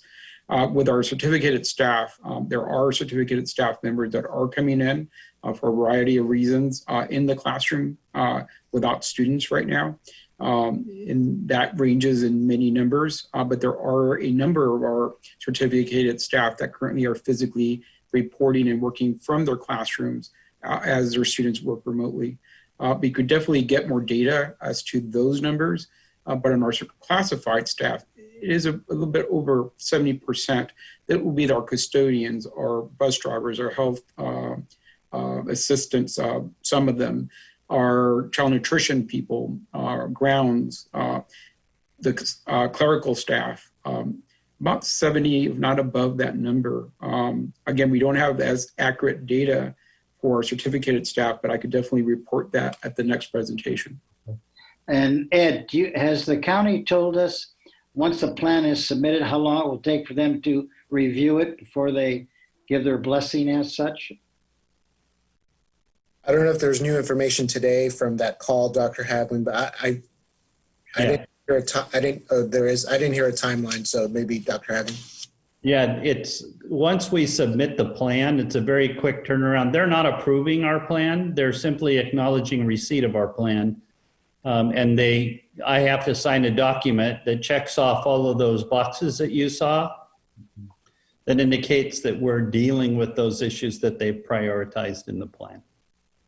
So I'm safe to say that 2 of the items we're still working on, which would be testing, certainly, and tracing, and then the ventilation. So in both cases, just so that we're really, really clear, the testing is a recommendation, it's not a requirement. And the ventilation issues are recommended, they are not required. So that's where we talked about it being complex and this idea of can we or should we, right? So we may still believe that it's in our employees and students' best issue or best interest to have a higher standard than what's required, so to speak.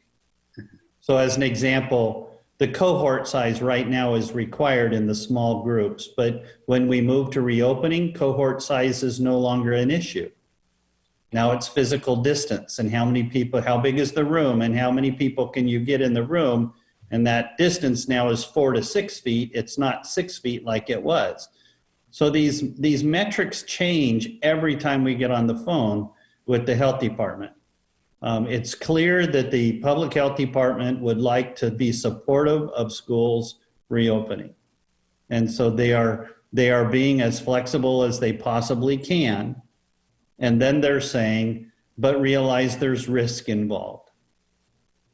So it's, yeah, go ahead and take all the freedom you want, but you get to also own the consequences because we didn't tell you what to do. So it's a complicated mix. Yeah. I think I said I would stop using that word and I just used it. Okay, board, any trustees, any questions? I'm sure we do. Yes, I do. I have some. President Maher, I have a couple of things. On referencing page 8, I believe it is, of the presentation, it does say if 5% of students and teachers in a classroom test positive, that's when a classroom would be closed. And I'm assuming it would go back to remote learning at that point if a whole classroom is closed. But 5%, since we're doing small groups, is that like 1? Or what would 5% hypothetically represent? 5% doesn't change. It just depends on the number of kids in the group. So 5% of 16 obviously is different than 5% of 7 if it were a SDC class, right? So it would be based on the total number of students in the classroom. But also realize that these are guidelines from the state public health department. And what they're trying to do is to show you that you don't have an outbreak of COVID until you hit that 5% mark. So if you have a kid or two that goes down, that's normal, it's gonna happen, blah, blah, blah. But if you get 5%, then you got a problem and you need to shut it down. Okay, well, that was kind of my point. Did I say that well enough, Ed? Yeah, absolutely. So, and again, these are the guidelines for closing once we reopen. So the small cohort supervision program that Dr. Wood. You went on mute, Ed. Sorry, it's not connected. So let me say it again. The small cohort supervision that Dr. Woodward talked about, we could use these same metrics from the state, but this actually is connected to schools that have reopened. Right. It's part of that plan, these metrics of 5% for the classroom, 5% for the school, and so forth. But anyway, Dr. Haglund said it correctly. That percentage just would be based on the students in that cohort. Okay, but for instance, in our hybrid model, if it's a small 12 students, 16 students, 5% is 1 student, right? So then we got to close the classroom if 1 student tests positive. Am I understanding that correctly? That's my question. You're doing the math correct. Yeah. Okay. I mean, it just, we do have to realize that's 1 student or teacher. Okay. And my question also, referencing that same page, it says testing positive. There's nothing with guidelines about if a teacher or a student is exposed, because it does take, it can take, from what I understand, up to 2 weeks to show symptoms after exposure. So is there any guidelines on exposure as it relates to students and teachers? So absolutely. That's a great question. Did you want to go, Dr. Haglund? Go for it.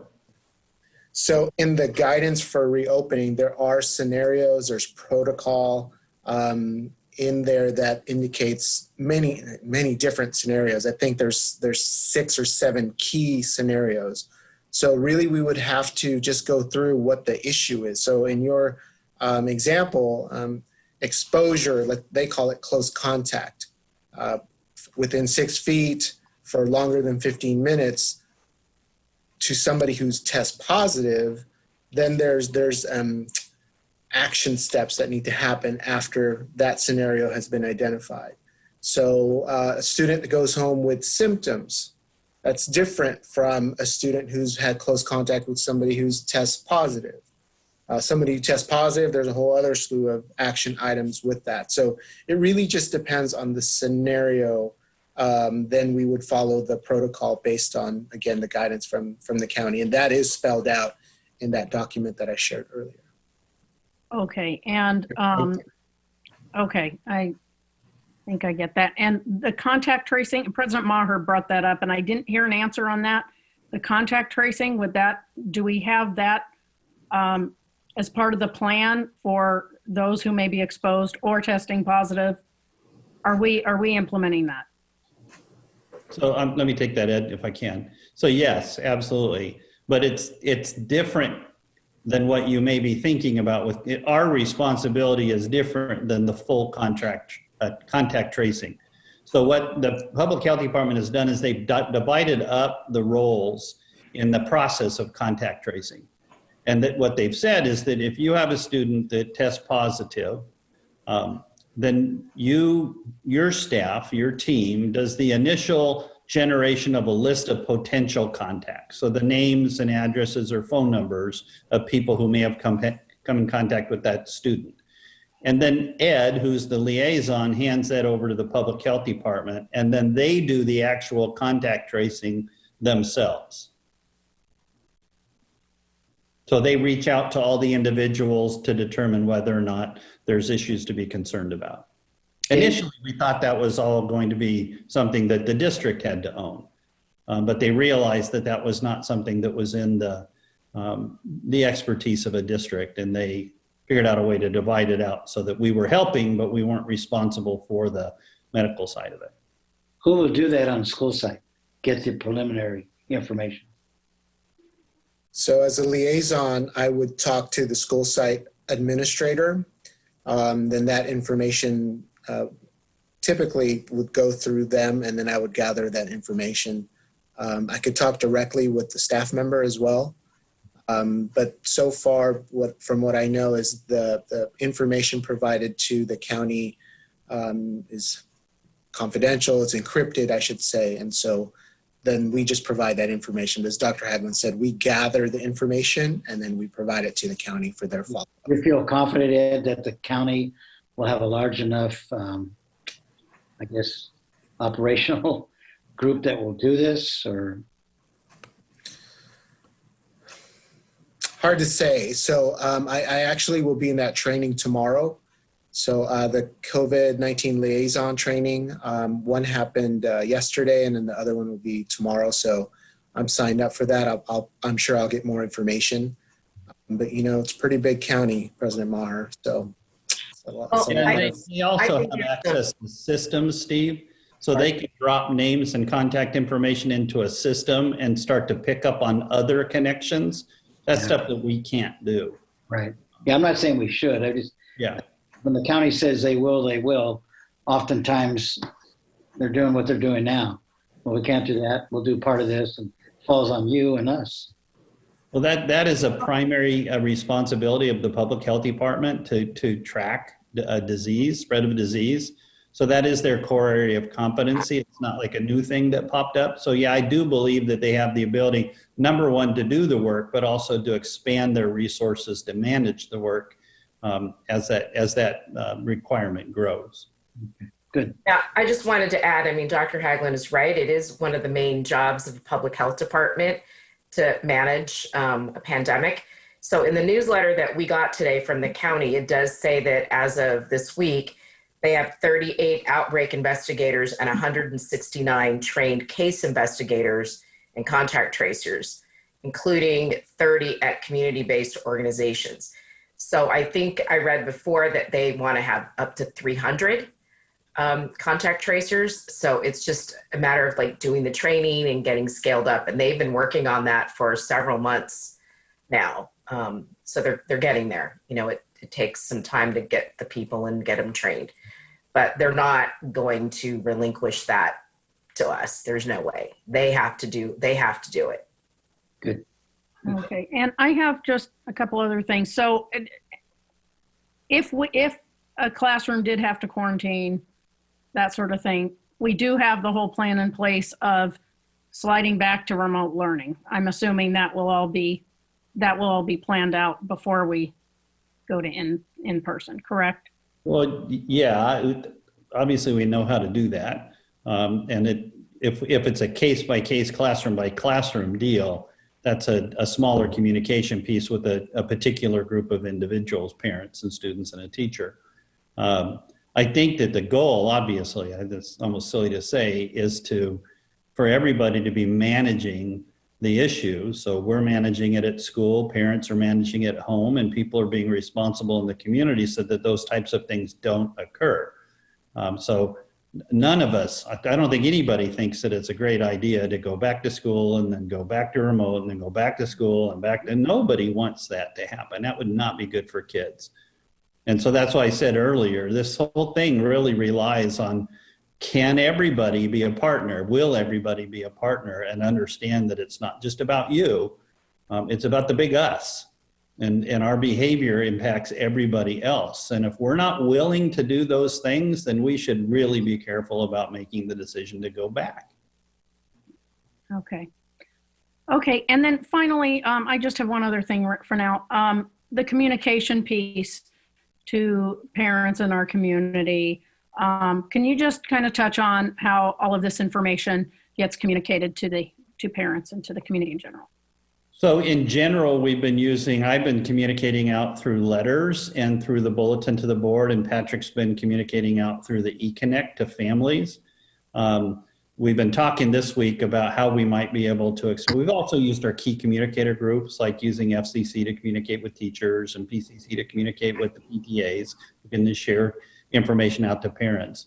But I think we need to, we were talking about this today, we need to get back to maybe another town hall and let people ask their questions, but also utilize short clips. So as an example, this presentation is being recorded by TV 30.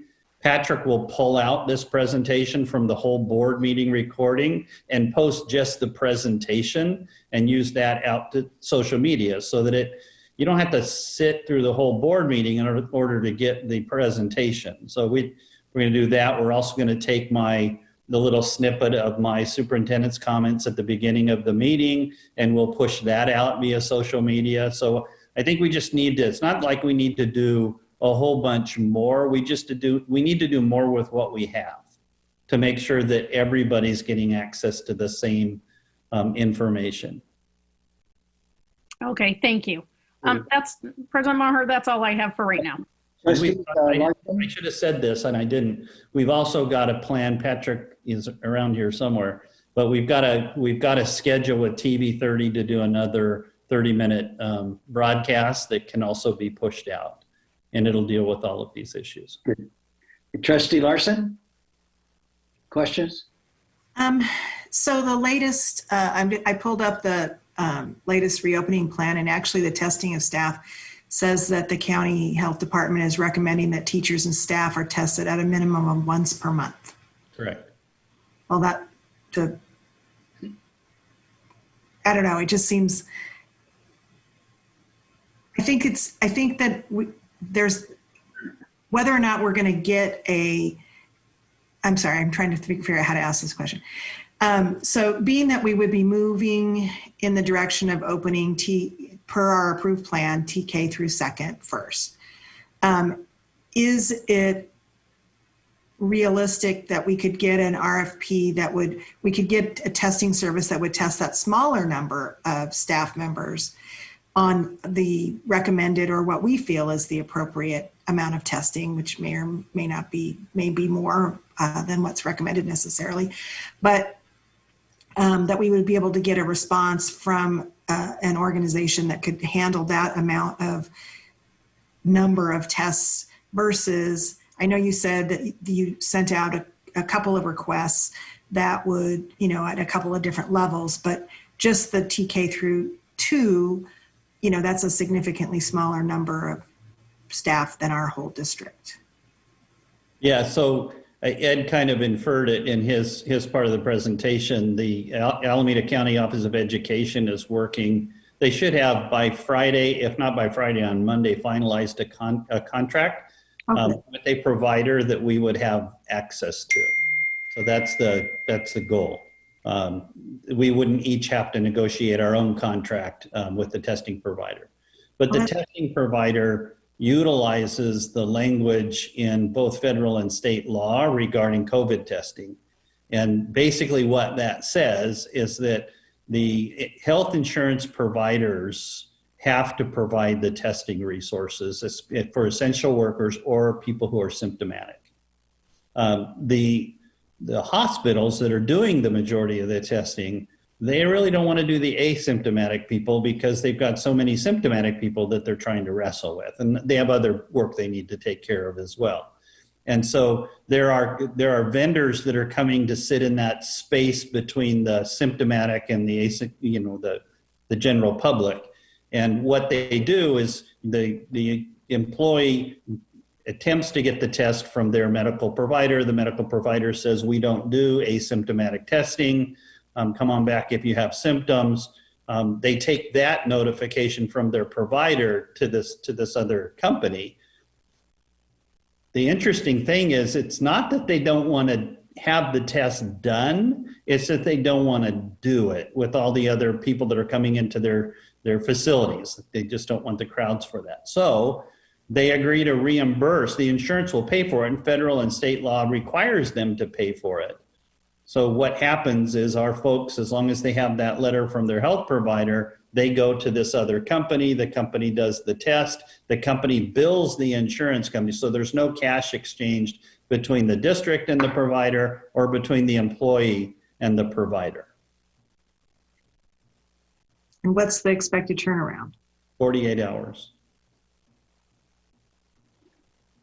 Have a ballpark figure of what it cost? They're saliva tests. They're more accurate than some of the other quick tests that have been out there. And it's, I believe it's $100 per test.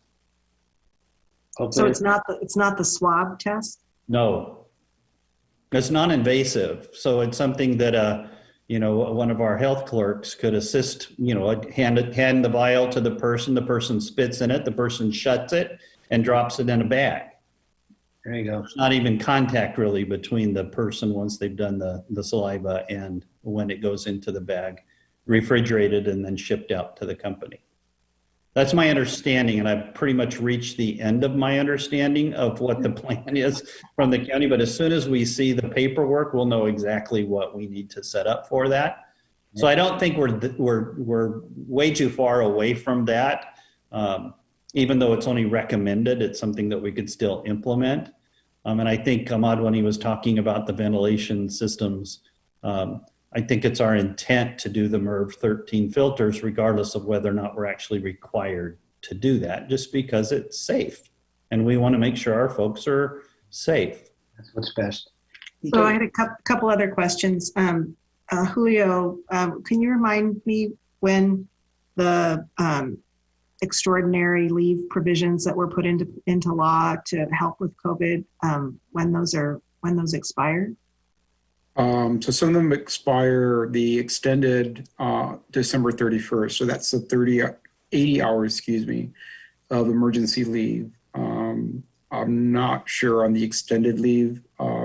Trustee Larson, I could get that to you, but the majority of it expires December 31st of this year. Yeah, I apologize for not remembering it. Yeah, that would be nice to have a little bit of an update just to refresh. It's a lot of information to process. Okay. There are other leaves, though, that our employees have access to through our CBA in addition to those leaves. And again, they can exercise those leaves through the interactive process if they feel ill or there's any other concerns. Okay. Let's see, I had one more question that is escaping my brain at the moment. Oh, it'll have to come back. Sorry. I wrote it down and now I can't figure out what I meant. Trustee Miller? Yeah, so I have two questions. So the first one is, given all of what we've heard, are we in a position where we can say when we expect to, I mean, we have the 10-day period that the MOU states around the teachers, but do we have an expectation of when we start that 10-day period at this point, given what we know? So I don't have a date for you at this particular moment. I think we're closer to the TK2 side of the things. I think it gets more difficult when you get into the upper grades with larger cohorts. I'm just really referring to TK2.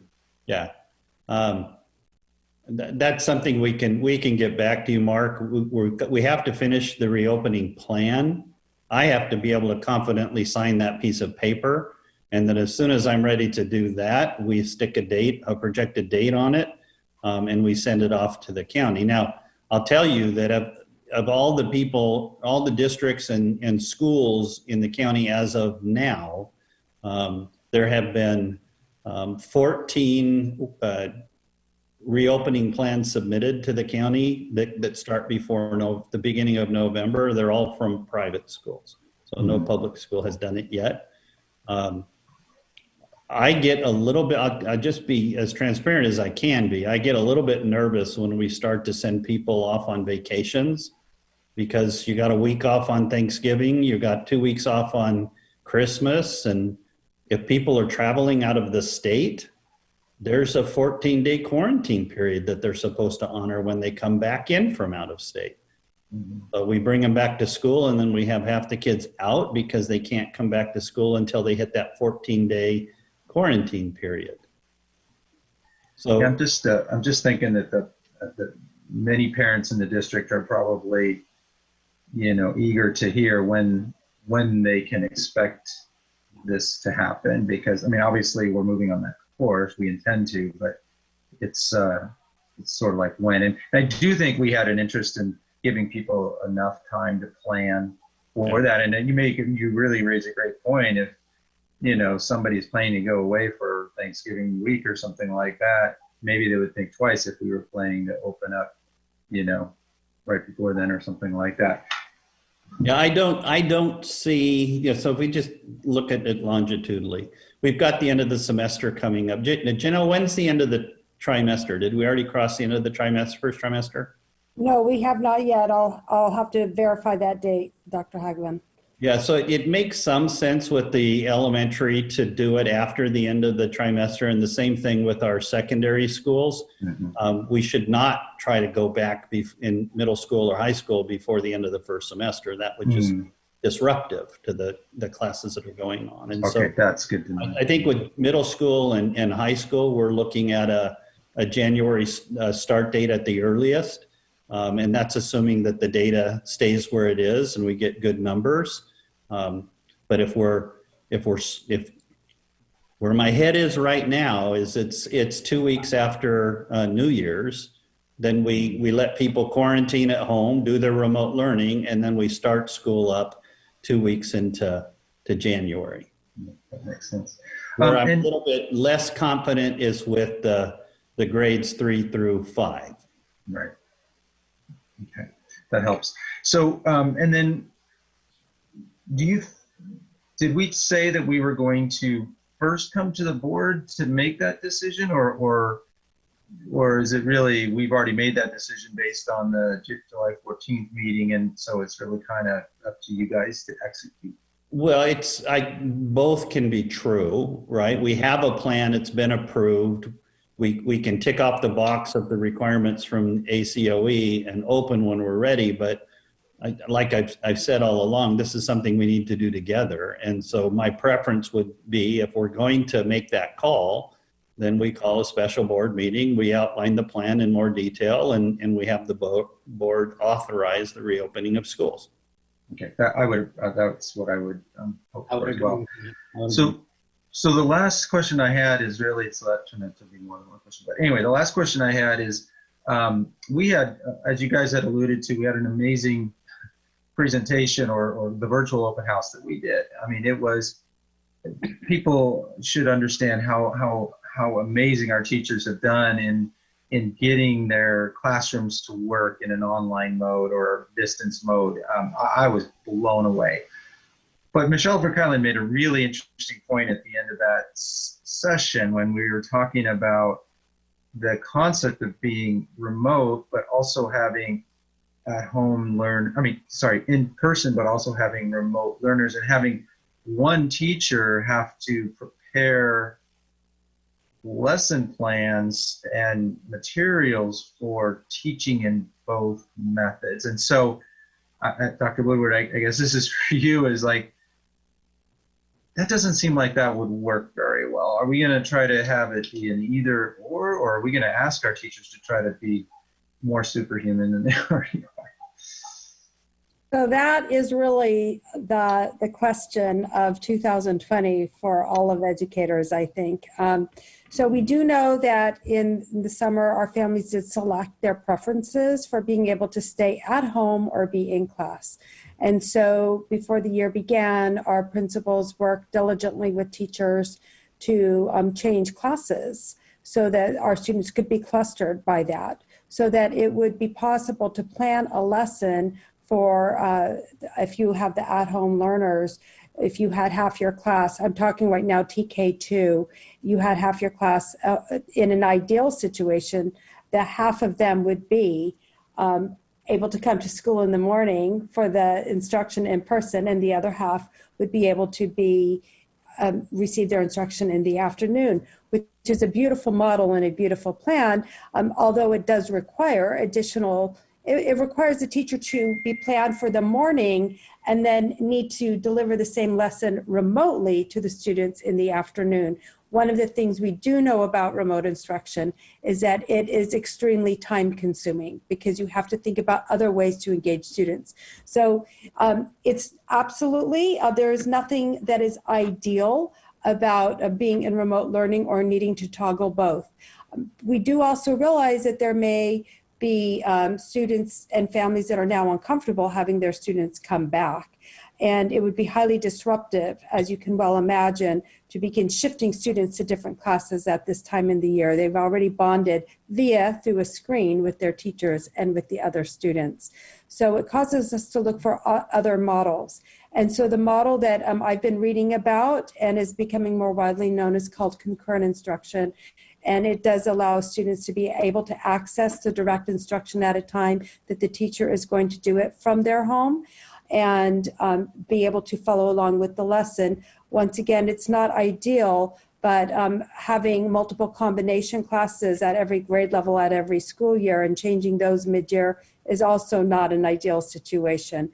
So fortunately, as I stated, we are able to learn from schools that are implementing this before us. There's a variety of resources that are now becoming widely available. And we have already started talking about how would we support this so that it is a reasonable lift for our teachers. I really have to affirm the work our teachers are doing, and also just the expectation that when we shift to this model, there will be another time of adjustment because we haven't ever done concurrent instruction before. And so we will need to equip people with the skills on how to do that. But we really we are hoping that our data remains true to what we were able to obtain in the summer, just because of the intentionality that went behind the placing students with the clusters so that it would be more manageable for the families and for our teaching staff in order to provide the best instruction. So maybe that was a long answer, but that's kind of what we know right now. Yeah, I mean, I guess to make my thinking clear on this is, and I'll try to be quick, what blew me away about what the teachers did was just what you were saying, the amount of work they put into it. They're not just preparing the same lesson they would teach in front of the class, that they're using different tools and different methods for delivering a lesson. And so those methods work online, but wouldn't necessarily work in the classroom and vice versa. So I'm really concerned about the ability to juggle both online and in-person learning for one single teacher. I'll just say that I have entirely have confidence in you, Dr. Woodward. I mean, if anybody can make it happen, it's you guys. But I am concerned about that. Thank you. Hey, Trustee Yee. Yeah, I think Dr. Hadlin sort of alluded to this kind of about, what you just said about after winter break and the 14 days in January. But I mean, I'm hoping that you guys could give a little bit more vision or description of what you really see happening and how you would see it happening if things were perfect. So after winter break, who comes back first? How does it really happen? How do people get grouped together? I mean, I think people, it's really adding to the anxiety that people have being at home and being distanced and, not seeing everyone and having this totally new routine. But I guess it's something to look forward to. Like, what could be a possibility? What would you guys really hope in the best situation of how the groups would come back and what grade levels and just some sort of a little bit more of an idea? Yeah, we certainly can, just make evident some of our thinking behind that a little bit more readily. And I think everybody's got different ideas about it. But, the way to get rid of the anxiety is just to do what some other districts have done and just say, we're not coming back until January. Everybody just relax. Do what you're doing. But we're trying not to go to that extreme as well. Does that make sense? Yeah, but then I think we need to tell people that, that because then it makes it feel like we're hopeful that we're gonna be back before January 14th or whatever. Well, I didn't write it down in the presentation, but I think I said pretty clearly that I don't see the secondary school programs coming back until after the first semester and giving us 2 weeks to clear the virus hurdle after everybody's been on vacation and traveling. Right. So I can write that down and we can go with that if the board's supportive of that concept. I think that would make a lot of folks feel good. Other folks feel not so good. But at least people would know that that's going to be the plan. Right, if all things keep going in the right direction. I think it would be helpful, or whatever the time frame is that you guys are thinking. I just think it would be, like, people need something to, like, shoot for, or hope for, or be ready for, whichever side of the fence you're on. Because it might be helping families think, oh yeah, we're going to go back June 14th in secondary, hybrids will kick in and the virtual academy will kick in, all those different things. But maybe a family's circumstances changed or something, and they might decide they don't want to do hybrid. They want to switch to virtual. And I know that's going to make you guys crazy when people are going to switch around. But I think that this experience of doing remote learning has given people, time to really reflect about what they can really tolerate and what they can't. And I just think it would be helpful to give, an aspirational idea, like we could tell people this isn't in stone, but this is kind of our aspiration. I think it would be really helpful. Because I don't think it's helpful for the districts who've just said a hard date, this is what we're doing. Because it's like, how do you know things aren't going to change? So I've been concerned when I've heard other districts put that out there. So I'm not advocating for that, but just a little more kind of structured information or maybe an aspirational goal would be great. And I agree. I think that I've been pretty clear since July that I am interested in the younger grades coming back. It's been very obvious that the challenges of cohorts and just unless we eliminate the kinds of choice that we give our secondary students, there's really no way to keep people in cohort groups as they move through classrooms. Mm-hmm. So the secondary stuff has always been we've talked about that. It's always been a much more of a challenge in that regard. But those students, for the most part, are more capable of doing some of the independent work and the learning that has to happen remotely, as evidenced by the engagement that we saw on, on our virtual tour. And also we talked about how, some of the learnings that we're going to take from this time are going to carry over into some of the blended learning that our teachers are going to probably continue to use moving forward, because they've had to learn how to do it now because they didn't have another opportunity to do their teaching face to face. But they've also learned that there are some really awesome tools that can get across concepts, particularly in math. That some of the programs that are used online are just really great.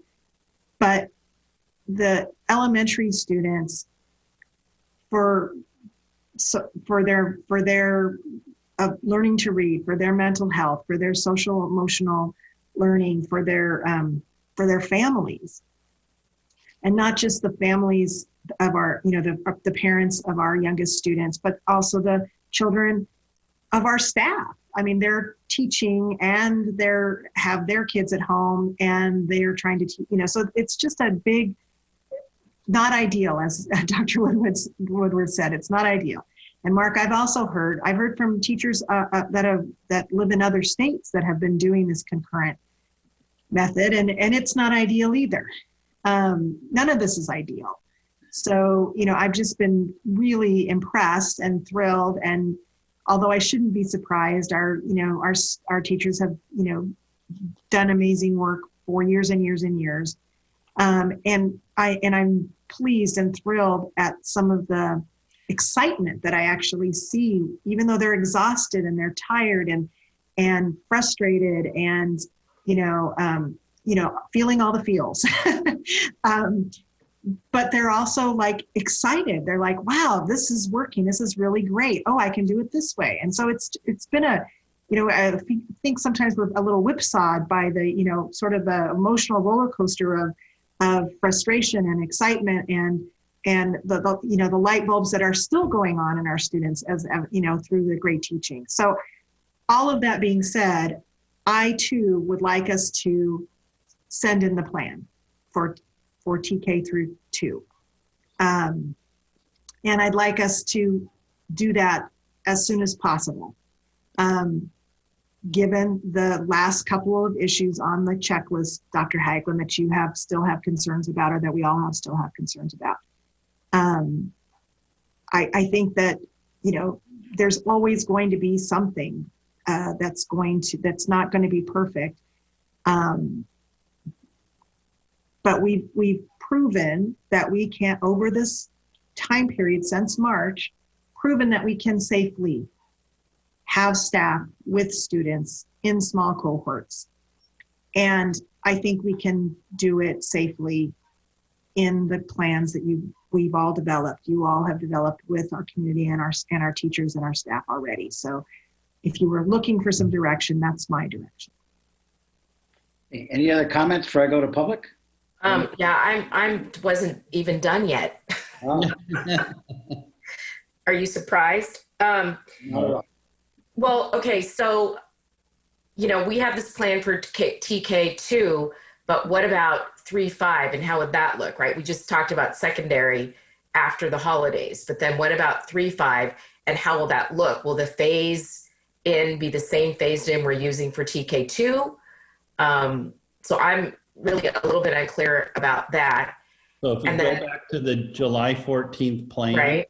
And I think Janelle's amping up to go there, you'll see what the plan was for 3-5. So let's Janelle, if you want to revisit what the 3-5 plan was. Absolutely. So from our July 14th board meeting, we presented 2 possibilities for grades 3 through 5. One included the 2-1-2 model. Half the class comes on Monday, Tuesday with the Wednesday in between, and the other half, that is also sometimes being referred to in other districts as a hybrid. So terminology does change. The other one was the grades 3 through 5 coming back in an AM PM model. Mm-hmm. So we have to look at this from several different lenses. First, what would be easier for parents if they have younger kiddos, and that planning for some kids that are on the 212, some that are on the AM PM. We want to be as supportive as we can to our community. On the other hand, until we bring our TK through second grade students back, we won't necessarily know how feasible it is to do the cleaning that will be expected at that time in between AM and PM cohorts. So that is why we did not identify we have the two choices, but we haven't identified exactly which one of those we would have in place, because we do need to ensure that whatever the standard is for cleaning, and as Ahmad can probably weigh in, it does continue to shift a little bit on what deep cleaning means and how long that would take. So to some extent, I mean, I could tell you what I would love to do in a perfect world. I know the model I'd love to bring back is the one that's more consistent over the most period of days for our students. But if that is not feasible to ensure that that is something we can sustain with cleaning in a short amount of time midday as for an entire elementary school, then we may need to look at the 212 model. Okay, but I'm talking about, so we bring back TK2 first. How much time do we wait till we phase in 3-5? You know, is it a month? Is it 2 weeks? Is it, you know, I think that's 3 weeks, I think. Do you have any idea? So the phased approach that the county recommended was beginning in 4 weeks. Okay. Until you would go 4, 4, 4. That's how they got to the 12. Okay. And part of that is just to make sure everything's in place. Right. The routines are stable, and you don't end up with any kind of an exposure. I think that's part of their thinking too. From my perspective, it's more about, we want to make sure we have the routines in place. People know where they go, where they sit, where they don't go. Parents know how to drop off a kid and pick up a kid before we start adding more students. Yeah. So I think that's helpful to know that the phase time periods are 4 weeks. Well, those are recommended. I just want to be really clear. We get to set those things, but that was in our conversations with the health officer, that was the recommendation. It's just to spread it out. If you want to do it differently, you can do it differently. And a lot of the district had said, we're not doing anything until January. So they weren't even looking at the 12 weeks. So they'll start their phasing at that point in time. Earlier, I had suggested potentially for the elementary kids, waiting until after we got through the first trimester before we try to initiate anything. And so the first trimester ends on the 30th of October. Okay. So it could potentially be as soon as November 1st or whatever, November 2nd. Potentially. Yes, potentially, if that's the date we go with. I mean, Julio's got some work to do in terms of negotiating with the association, but that's to me, as a teacher, you know, I would rather have, if there's going to be a shift, I'd rather have it occur right after a grading period than in the middle of a grading period and disrupting everything. So, you know, okay, this is all really super helpful, but I still want to bring back what I've mentioned before. You know, being really concerned about the 6th and the 9th graders, and not necessarily for instruction, but like, how can they get connected, you know, with feeling like they know what school they go to? I mean, poor guys, I mean, they just haven't even been able to step foot on their new school that they were so excited about going to. There's ways for us to plan, you know, kind of bring the 6th and the 9th grader students back first in cohorts and let them get to know one another and get to know the teachers and learn the school. We can do things like that. It just delays the start of the rest of the group. So, but we can talk through that. Yeah, I mean, I would really like to, you know, have us really think about prioritizing when we do start to bring back secondary, that we prioritize 6th and 9th grade. And it actually might make more sense, because then you're not filling up your whole campus with all the different grades. You're just starting with the one grade. It's a master scheduling nightmare, because teachers don't just teach 9th grade or 6th grade. So I know. It's all a logistical nightmare, no matter how you do it. It doesn't mean that we can't make something work. It may not be a 4-week period of time or a 2-week period of time. It may just be a day or two where they get some focused activity, but Yeah. people know each other just a little bit, Right. release some of the intimidation of the school site.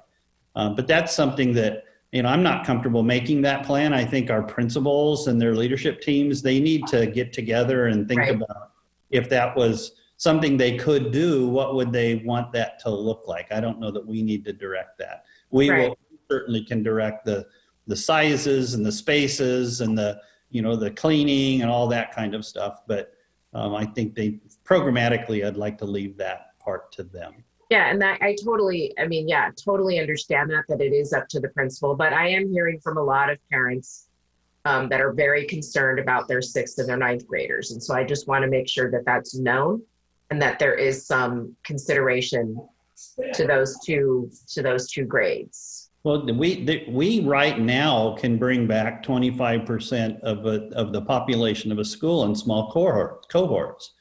So if the staff at a school wanted to plan activities to bring those kids back for a 3-week cohort, they could do that now. Mm-hmm.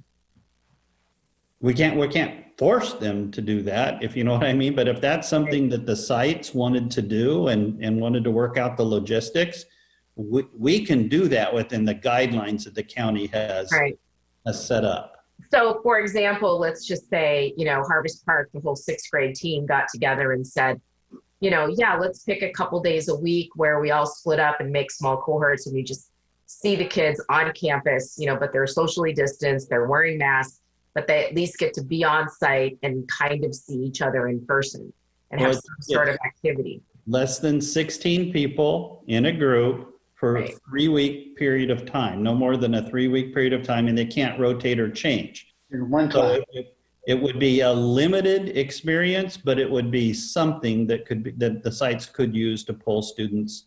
It's just like we're encouraging them to do if you have students that are having time accessing learning. Right. This is a cohort structure that you can use. I think it would be, a great option, and obviously not everybody would want to do it, right? Not all the kids or families would be comfortable with it, but I think for the ones that are, it might, it just might be really helpful for some of the kids that are having a really difficult time with, just being so isolated. So I would hope that the health officer said we can bring back, so that's small group cohorts, that's one set of rules. Mm-hmm. But we can also bring back students in whatever grade spans we want to. So if we wanted to do it 1 grade at a time, we can do it 1 grade at a time. That's up to us. The health department's not dictating to us how we do it. They just want to see it phased over a period of time.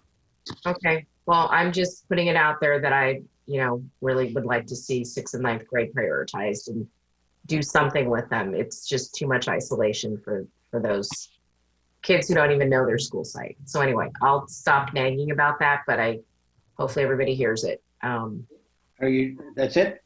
No, sorry, Steve. I want to go back to something that Mark said. So this is not an action item. And he asked, what are the next steps in order to officially plan that we're actually going to start the 10-day clock? So what is it that you need, Dr. Haglin, from us to start the 10-day clock, to get the thing filed? I mean, are you saying if we're going to target whatever the 1st of November or maybe the 4th of November as the day the RTK kids come back on campus, we have to backtrack 10 days because that's our MOU. And, it's already October 8th. Are they working days or actual calendar days? It just says days. So they are working days. Okay. As defined in the CBA. So they will be not weekends or holidays. So that would be. So are you saying we need a special board meeting right on next week, early in the week? Because that would be 10 days in order to bring back that's, basically what we're asking. Yeah, it would be like October 20th. So that's like less, well, yeah. It'll be next week because we have a meeting on the 22nd already. Yeah, then 10 days would just get pushed out, I guess. But anyway, I know we're making you crazy, David, but No, you're not. It's welcome to the team. This is what every conversation every day is like. Yeah, I know. Lately, everybody's trying to figure out how to do it best and where the timelines are. And so I think I have superpowers. You guys gave them to me, so I can make that decision if you want me to make that decision. I just think it's healthier from a governance team perspective that we make that decision together. Sure. So Julio, you need to do the countdown, figure out what the day is. And prior to that day or on that day, we need to schedule a board meeting. Okay. Yeah, I think that would be helpful. And then we can all really then take it up then and decide, if we feel good about it or not. But I just think there's just too much uncertainty. We just need to throw some aspirational dates out there. I think it just would be really helpful for people. Okay, would the board be okay with if I let our comments come in, then we come back? And then we'll have to extend our time tonight, of course. Sure. Is everybody okay with that? Yes. Hearing no complaints. Okay, Patrick, do we have any comments? Hi, President Maher. Yes, we do. Our first comment, if she is still with us, we've got Laura Hall first, then Mary Jo Carrion, and then Ramesh Shimadi. How many do we have approximately? For this item, we have 1, 2, 3, 4. We had 2 come in late, so we've got 6 for this item. Okay. And remind everyone that you have 2 minutes. All right. Yes, 2 minutes. And Laura Hall, if you're with us, you can Hi, can you hear me? ahead. We can Yes, hear we you. can. Great, thanks.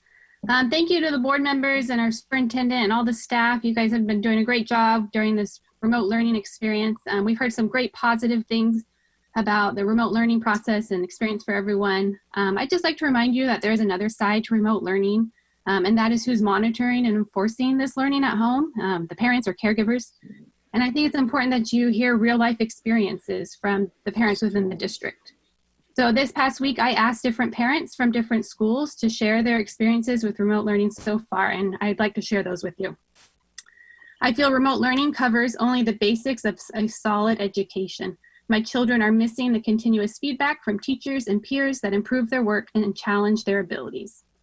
It was awful, so awful that I decided to pull my kids from school and homeschool them. It's been the best thing for us. My biggest fear is that they are growing to dislike learning as they begin to associate feelings of isolation and stress with school days.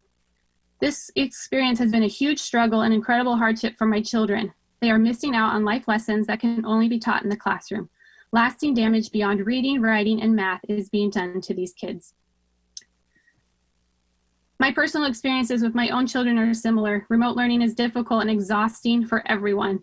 I think we should be doing all we can to get our schools open and sooner rather than later. At least give us parents the choice and opportunity to send our kids to school. Our kids deserve more than what we are offering them, and they deserve someone fighting for them instead of accepting remote learning as their foreseeable future. Thanks for your time. Okay, next we have Mary Jo Carrion, followed by Ramesh Amadi, and then Mary Gunson. Hello, I am Mary Jo Carrion, and I've been a teacher for 33 years, and I just retired this summer, and I am currently running for school board. My goal, I really want to keep students and staff safe. We've been talking about this for the past hour, and the trustees have brought up some really, really important, crucial issues. I would like to recommend that you reconvene the reopening task force, because there's a lot of these important issues that really need to be discussed, and I think we need more communication with our teachers and staff. For example, the MERV 13 filters have been brought up. I understand they're on back order, but when are they coming in? What about testing? Teachers don't know where to go or how to be tested. I think we need to discuss nurses at schools. At my school, we only had one nurse for 3 hours a day in a hybrid model. She would not see half of the students in the school. There's logistics to be worked out in terms of scheduling. For example, the prep schedule. Two teachers would be coming back first. How would they get their preps? Would they have it on Wednesdays? Would the prep teachers have to come back? Again, I would like to survey teachers, staff, parents, and families to see how they feel about returning. Should they return or should they continue distance learning? And again, survey parents and students to see how is distance learning going, what is working, what can be improved. I really think that these are difficult issues, and the task force this summer did a fabulous job. And I think since we're talking about reopening, we really need to have the reopening committee be reconvened. Thank you for your time.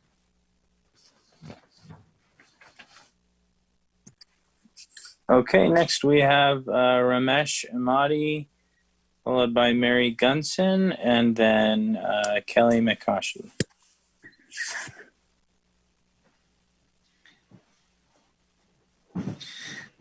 Thank you.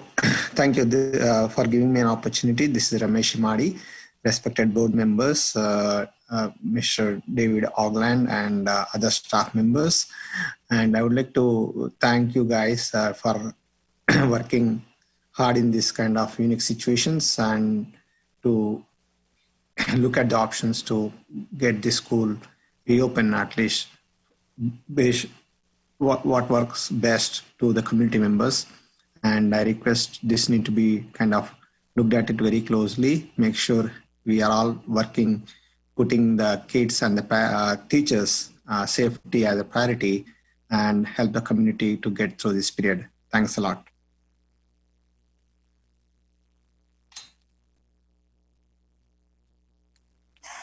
All right, so next we have Mary Gunson, followed by Kelly McCaughey, and then finally Esther Hume. Hi, good evening. I really appreciated all the thought and expertise that's gone into this opening plan. I have 5 young children. I have 3 in the district, and our teachers have been very excellent during this fall time of learning. Now my 3 children are enjoying their classes and their teachers, but they struggle daily with assignments, with technical difficulties. They struggle in even putting a best effort. And I, as the moderator and the teacher at home, it has been proving very difficult to have a good relationship with my kids and keeping learning positive. It's very difficult to help them before the inevitable tears and frustration come. And this makes learning difficult and ineffective. I urge the district to move forward quickly as possible for young elementary students. They need to see their peers doing assignments with them. They need to see their peers buckling down. They need to see their peers struggling like them. We need to get back into school, even if only for a few hours. Daycares have figured it out. Kids clubs have figured it out. Please move forward with a date, and we can keep kids safe. Thanks.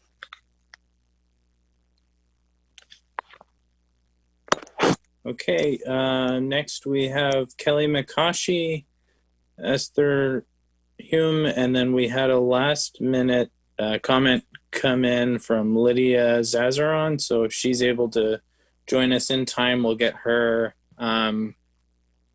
But those are the last 3 that we have got. Okay, good evening. Thank you, Dr. Haglund, trustees of the board, and to the district cabinet as well. I'm a candidate running for the school board. Thank you very much for a comprehensive update and report for the reopening for the schools. It's very extensive. As Dr. Haglund has stated, certainly the district needs to keep #1 priority, making sure our students and teachers are safe. Certainly not to roll out and then have to close again.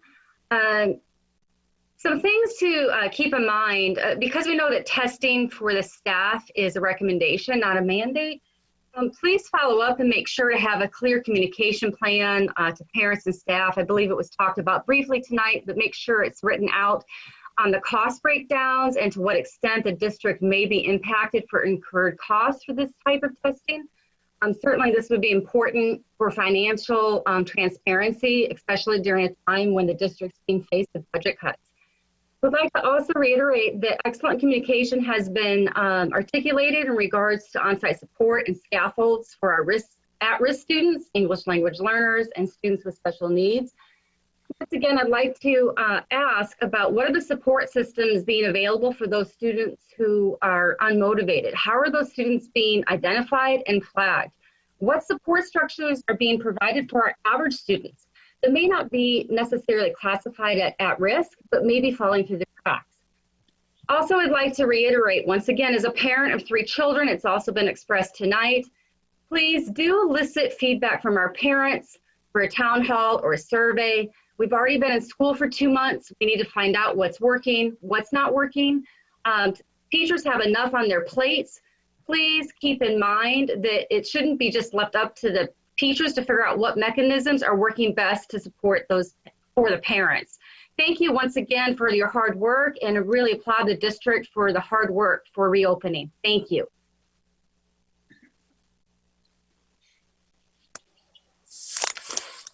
Right, and if Esther is with us, you can go ahead, and then after Esther, we'll end with Lydia. Hi, thank you for taking my comments this evening. I'm a mother of 4 children, a 5th grader, a 2nd grader, a kindergartner, and a 1-year-old. So I really understand the balance of trying to moderate multiple children while not able to give your full attention to your school-age children. But at the same time, I'm really concerned, as I've talked to friends and family across the country and friends who are child psychologists, is that children want to return to school the way they remember it before COVID. And the returning has not worked out great for our friends and family across the country in a restricted way where children are expected to hold to unrealistic expectations such as social distancing in these young grades. I understand that as a mother of a kindergartner, I understand that this is difficult, but I also understand that we're not sending our children back into an ideal school environment as well, and that this is not the savior to the universe of our schooling problems right now. I'm also concerned about the same issues for the holidays that you expressed for our middle school and high schoolers, that we are entering a vacation time where people are going to be going, and I am curious about why that seems more high risk just for middle school and high school versus our elementary schools, that people are still probably going to be traveling out of state and coming back in the quarantine things. And are those requirements being expressed to the families as well? I would also like to know, as a parent, having a little bit of knowing how much notice I'm going to have before I'm sending my children back to school, or deciding whether that is a wise choice for our family if I feel like things are going too quickly. Thank you so much for all of your hard work and your energies in keeping our children and our families safe and still focusing on providing an excellent education. Thank you. All right, and we will end with Lydia Zazaron, if she is with us.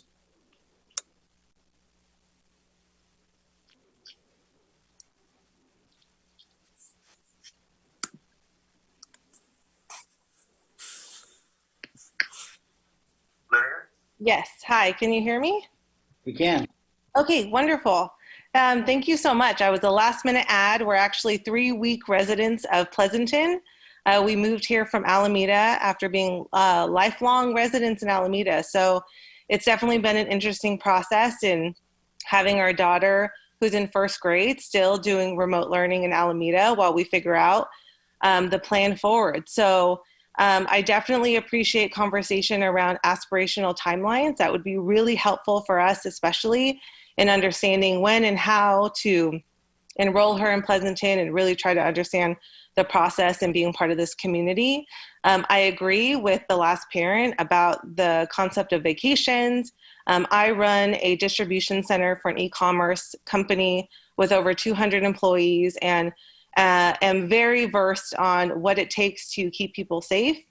We luckily have had 0 COVID cases during this entire pandemic, and I'm very proud of that. And so I have a lot of questions and concerns about reopening and how to keep our children safe. I also think as we're going into flu season, it's really important for us to consider that as a factor, similar to what we have done within my warehouse.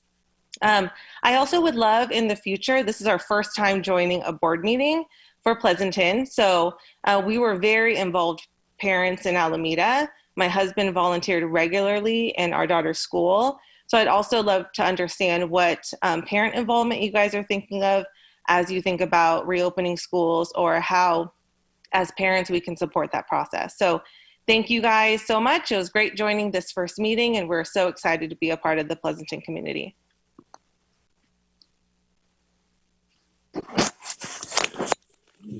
Is that it, Patrick? President Maher, that is it. Good. Trustees, any more comments? I heard that you would like to have a board meeting next week. Joan? Well, like to is not exactly the word I used, but actually I had one more question for Ahmed, I guess. Another thing that I've heard from other states is that in order to help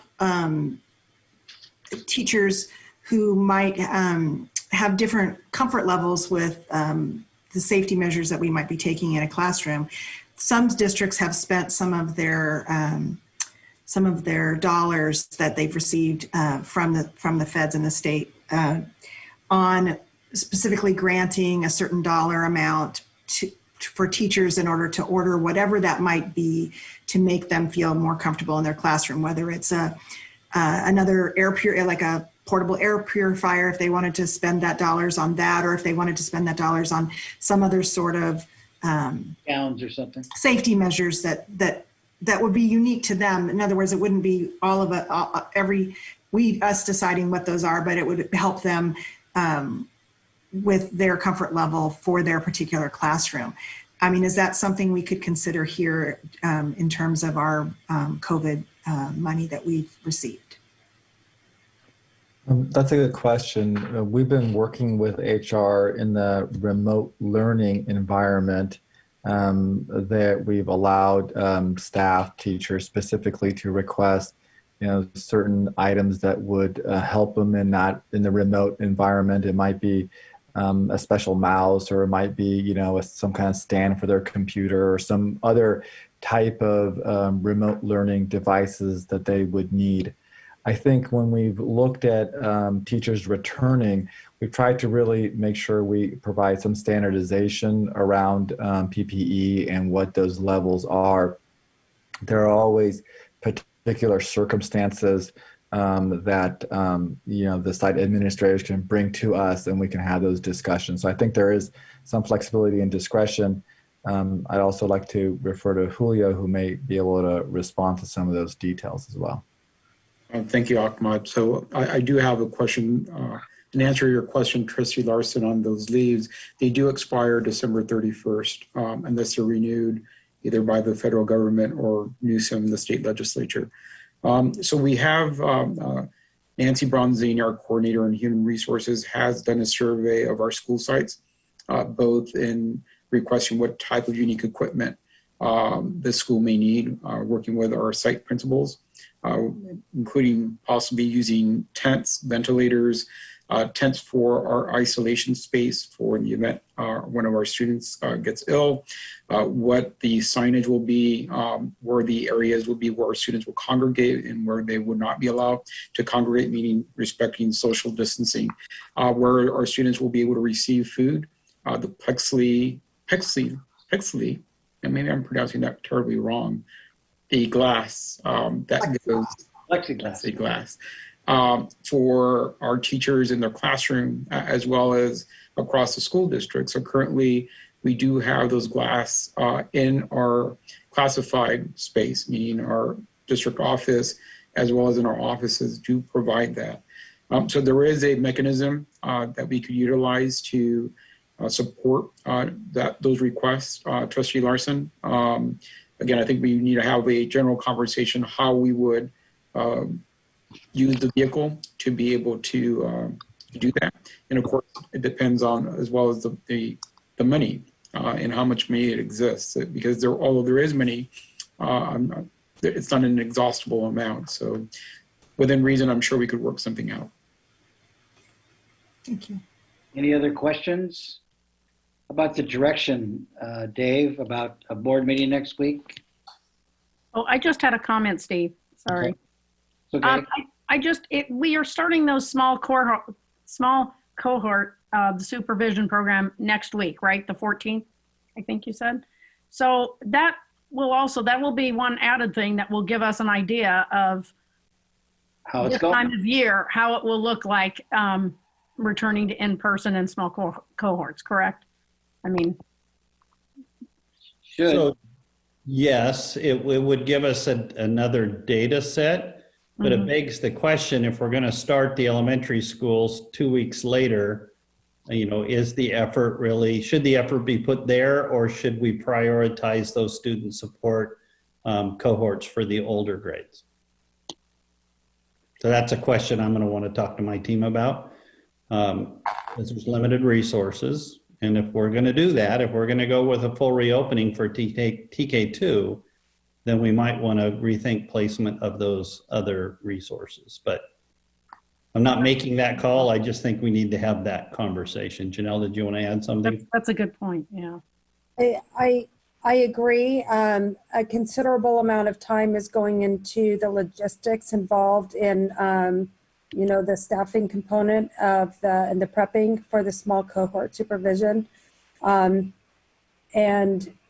it would, while I see that could be valuable, if the long-term plan is to bring students back TK2 sooner rather than later, then I would concur with Dr. Haglund that I don't know how much time and energy should be spent on one thing for one grade level if they're, I think it's something that we definitely need to talk about and be very intentional about what is the long-term plan necessarily in terms of who might need that support. So keeping in mind some of the comments that have been shared tonight as well could shed light on some new thinking, I think. So something to discuss with the team, as Dr. Haglund said. Steve, I'm not interested or advocating that there's a hard date decided right now for an emergency meeting. I think the staff really does, after hearing us and everything, they need to go back and, put their heads together and figure out what makes the most sense. And if they feel like we need to call a meeting, then we can call an emergency meeting. So, I don't want to rush you guys or pressure you guys any more than you already are. But, I respect the fact that you guys really, need to get together and put your heads together and think through things and, and come back to us. I don't really feel like we need to set a date right now. Well, the purpose of these conversations, I think but I want to say it for for the community. The purpose of the conversation is to collect your thinking and to take your input and to involve that input in our thinking processes. So, we appreciate your questioning. We appreciate the comments from the community. And the next step every day we come back from a board meeting, our next step is to debrief and to try to think through the process of incorporating the things that we heard and what our follow-up steps are. So this is perfectly in alignment with what we do every single time we bring an idea to you and ask for you to poke at it a bit. So I know. Yeah, I just feel like we're extra pokey, but that's okay. So, and I would just say as well, I don't want to give the impression that I want to push you faster than you feel like you can to be safe. But I do also feel that you have mentioned kind of some convenient maybe dates that might be something we would strive to, aspirational, as you say, Jamie. So, and that trimester date seems to be one of those. So that's to me kind of like, but if you guys aren't feeling like we can make it by then or whatever, then we don't need to have a meeting at that point, in my mind. Yeah. All right. Yeah. Okay. I just had one last comment. I want to make sure that there's not misinformation out there. One of the speakers said that there are nurses 3 hours a day at their elementary school. Clerk. We need to be really clear. We have different types of staff. There's 4 credentialed nurses, which means they have a RN and a teaching credential. Everybody else at the school sites are health clerks. They are not RNs. They're not LVNs. I don't think they're not nurses. So just want to make that really clear for people. Okay. Thanks. Anything else? So it sounds like we won't have the board meeting, and Dave and his cabinet have a lot to do tomorrow. Tentative. We'll let you know if we feel like we're ready to have that conversation. And if it's next week, it's next week. If it's not, it'll be sometime after that. Okay, good enough. Before we move on to 12.2, because we have a bunch of items left, would you like to motion to extend the time tonight? Has anybody added the time up on the estimates? We have one item that might take a while, so. Yeah. What is the total minutes, though, that we're looking at?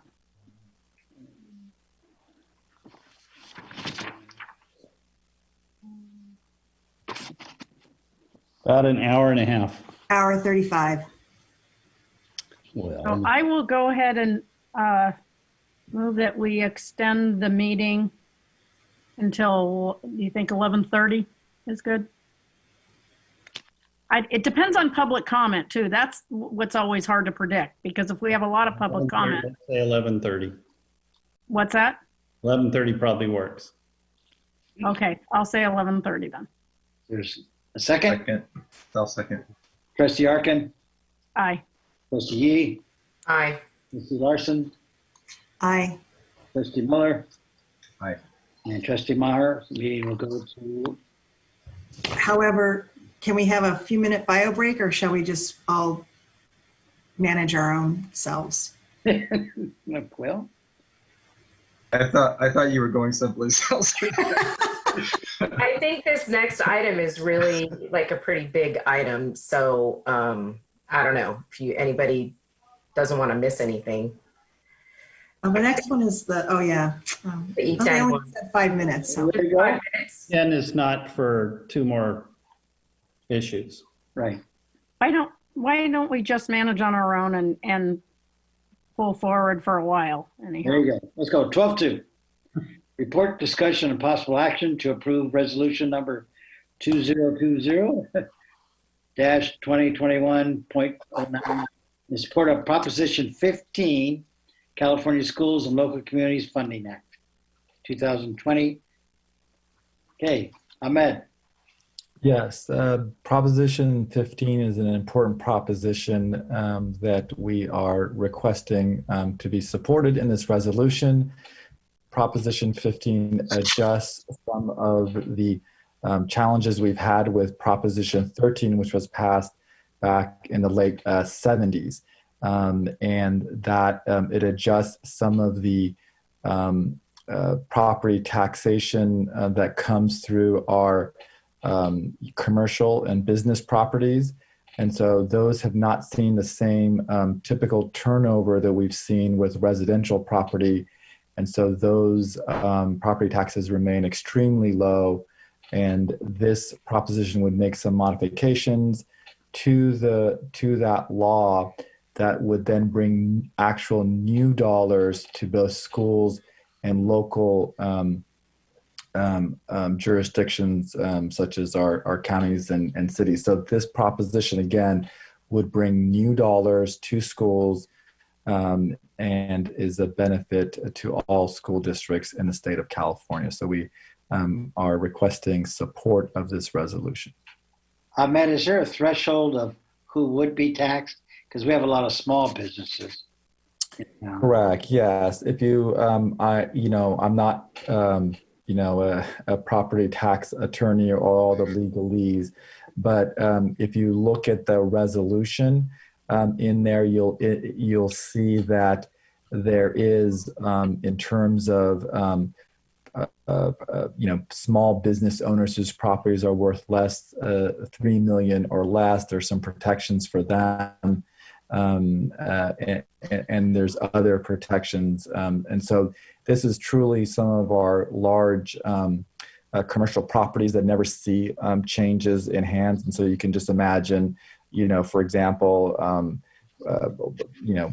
you could be tech companies that just inherit land from other tech businesses and transfers, and they are still paying very low rates. So overall, it's been estimated that this would bring about $12 billion, of which an approximate $4 billion would go towards our school districts.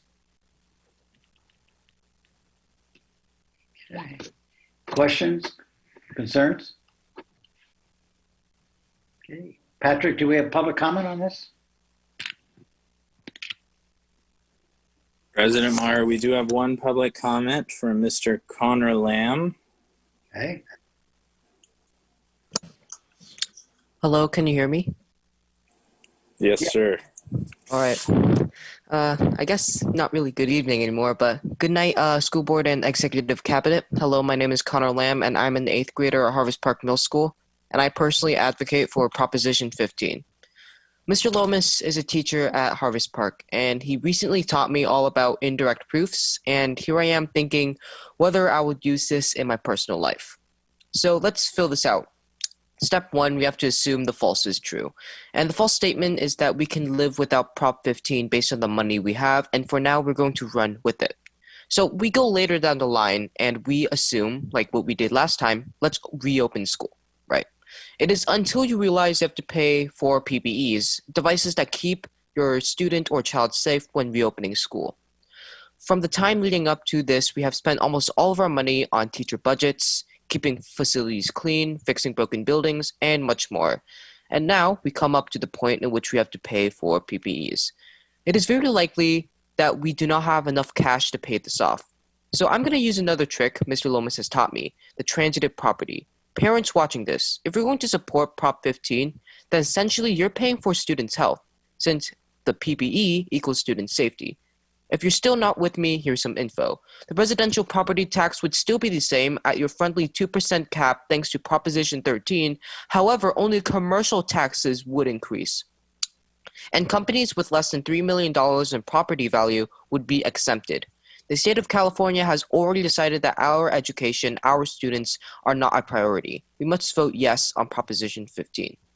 Therefore, because of the transitive property, our indirect proof is true, and it is proved that Proposition 15 is equivalent to health, wellness, and the future of our students. Thank you. Thank you, Connor. Board, any more comments?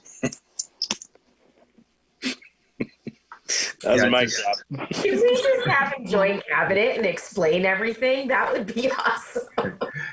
So just real quickly, despite the proof that Connor had, I'm actually voting no on this one. I don't believe that the state.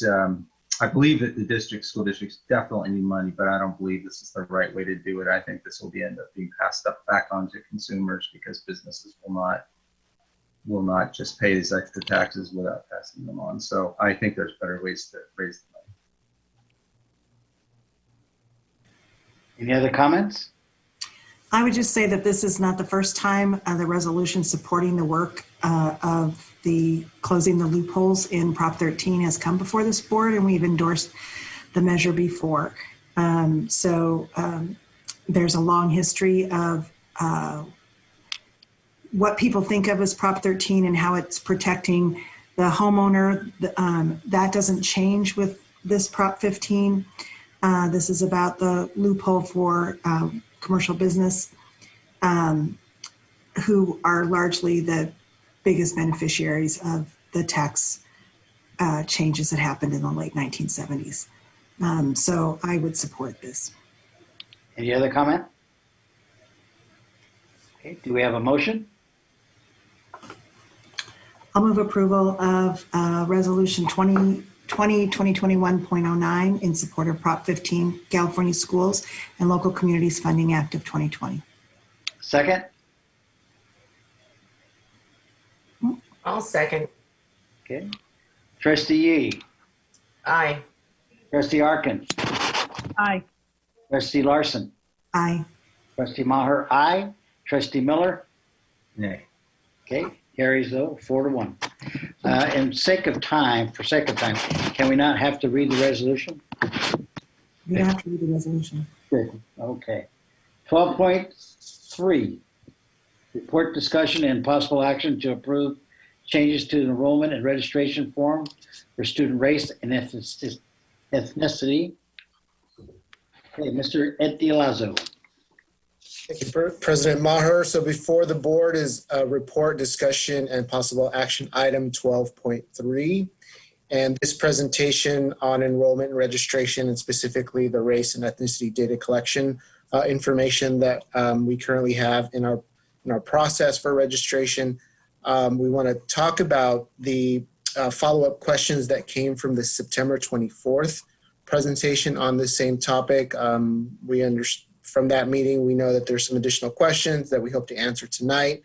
And then we have a recommendation for the board, and we could take some questions after this presentation. So I'm going to ask my colleague, Kathleen Reif, to come back to our meeting.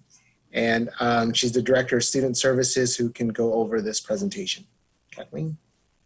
Great, thank you, Mr. DiLazzo. I've been here listening, and I just turned my camera on. So I'm going to go ahead and share my screen here and present our presentation update. Let's get this out of the way. Okay, can you see that? We can. Okay, great. Thank you so much. I can talk to the other board member. Let me see. Okay, so for this evening, for our presentation, we are going to do a quick review of the same presentation or some of the same slides from our presentation from September 10th. And I'll try to go through that part quickly because I know we are running a little bit short on time. And so we'll go over the first two sections about the federal reporting requirements for race and ethnicity, the review of the California Government Code reporting requirements, and then at the request of the board, we did do some additional research that we've put into this presentation regarding the impact of disaggregating Asian American and Pacific Islander student data. We also took this topic to our monthly Student Services Council meeting with the Alameda County Office of Education and discussed it there and got some feedback on what other districts in Alameda County do in terms of data collection. And then we are proposing a recommendation to the PUSD enrollment form. And again, at the end of our presentation, we have the presentation from September 10th linked. So just as a quick background, the U.S. Department of Education does require data collection for race and ethnicity. And these standards are set for federal education eligibility and accountability reports. The California Department of Education also requires local educational agencies, which are school districts, and schools to collect and report the data consistent with these federal requirements. And so at the bottom of the slide, we also have some additional Q&A information linked on that link that's attached there.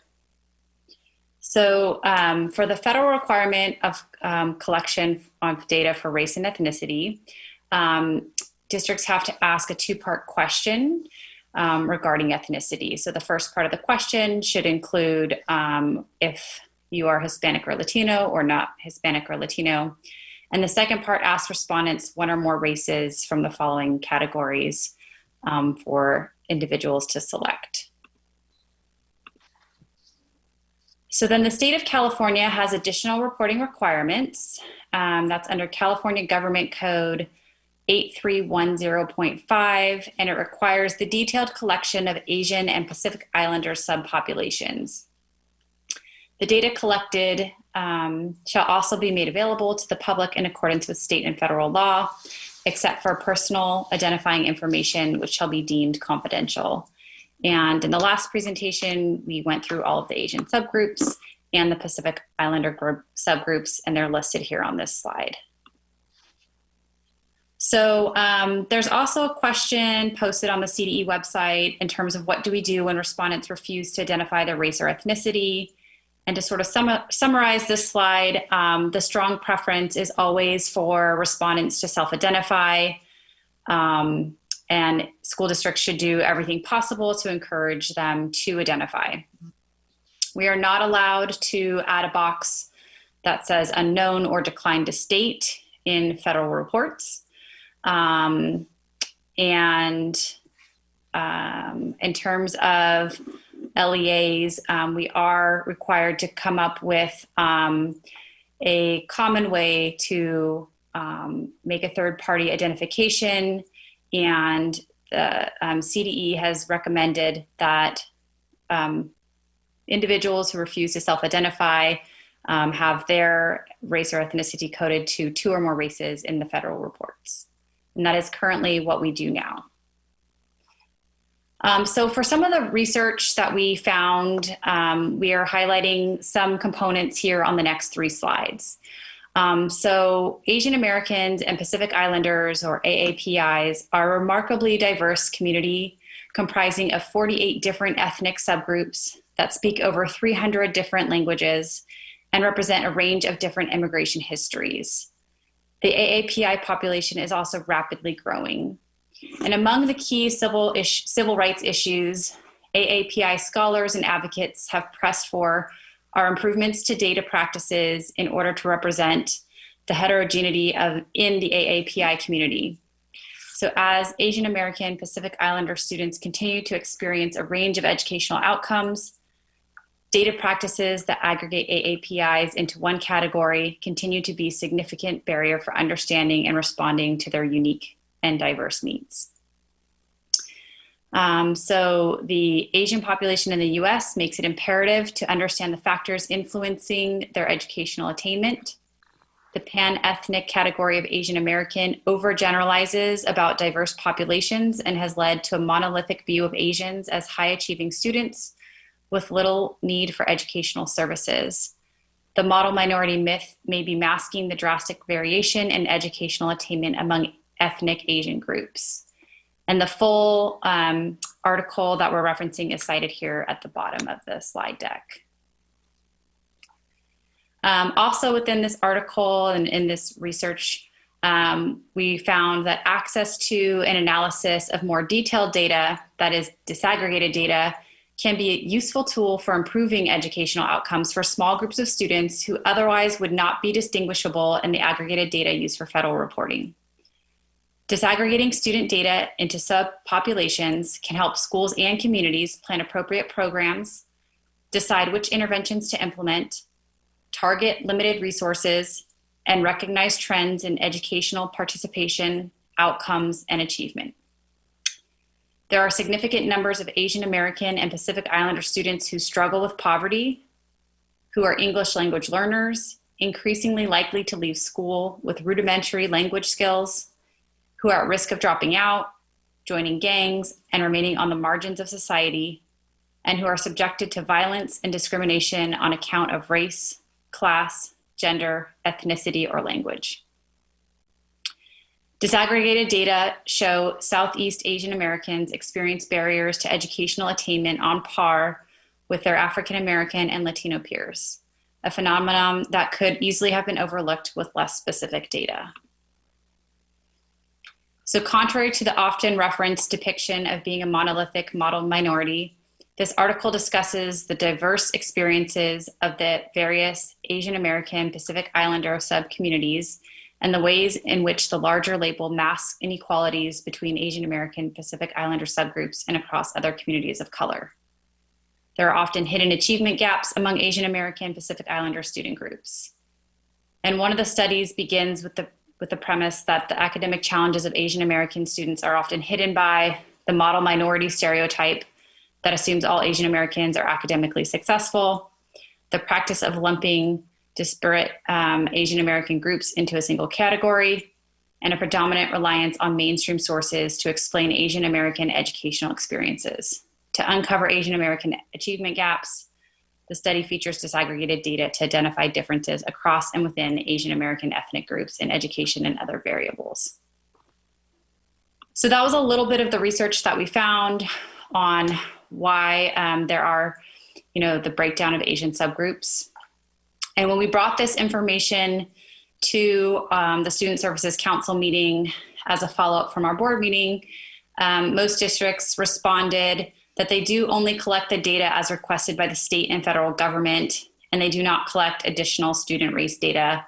There was only one other district that was considering expanding the collection of student race data at this time, but have not yet done so. For districts who allow for an intentionally left blank section, staff at the school site contact each parent to follow up and see if they would like to self-identify in any area. And if not, the choice then codes to the CalPADS reporting system as 2 or more races. And one of the questions that was asked of us was, does that create a significant impact on staff time in terms of workflow? And when I asked that question of other districts, they said that no, it did not, and it was generally working well, and that solution had worked for them. We had also heard feedback from the community with parents requesting that we remove the collection of Asian subgroups. And unfortunately, we're not able to do that, as that would be a violation of government code. So we recommend that if parents want this changed in law, that they reach out again to their representatives. So we are recommending to the board that we add on our enrollment form when students initially enroll in the district, that we add a box intentionally left blank and then follow-up required. And so for us, adding the follow-up required would be an indication that we are going to be following up and giving parents a call and giving them that additional opportunity to self-identify and for us to explain the potential benefit of collecting that data. And then there's a link to our presentation from last time. And now we have some time for questions. Board, any questions?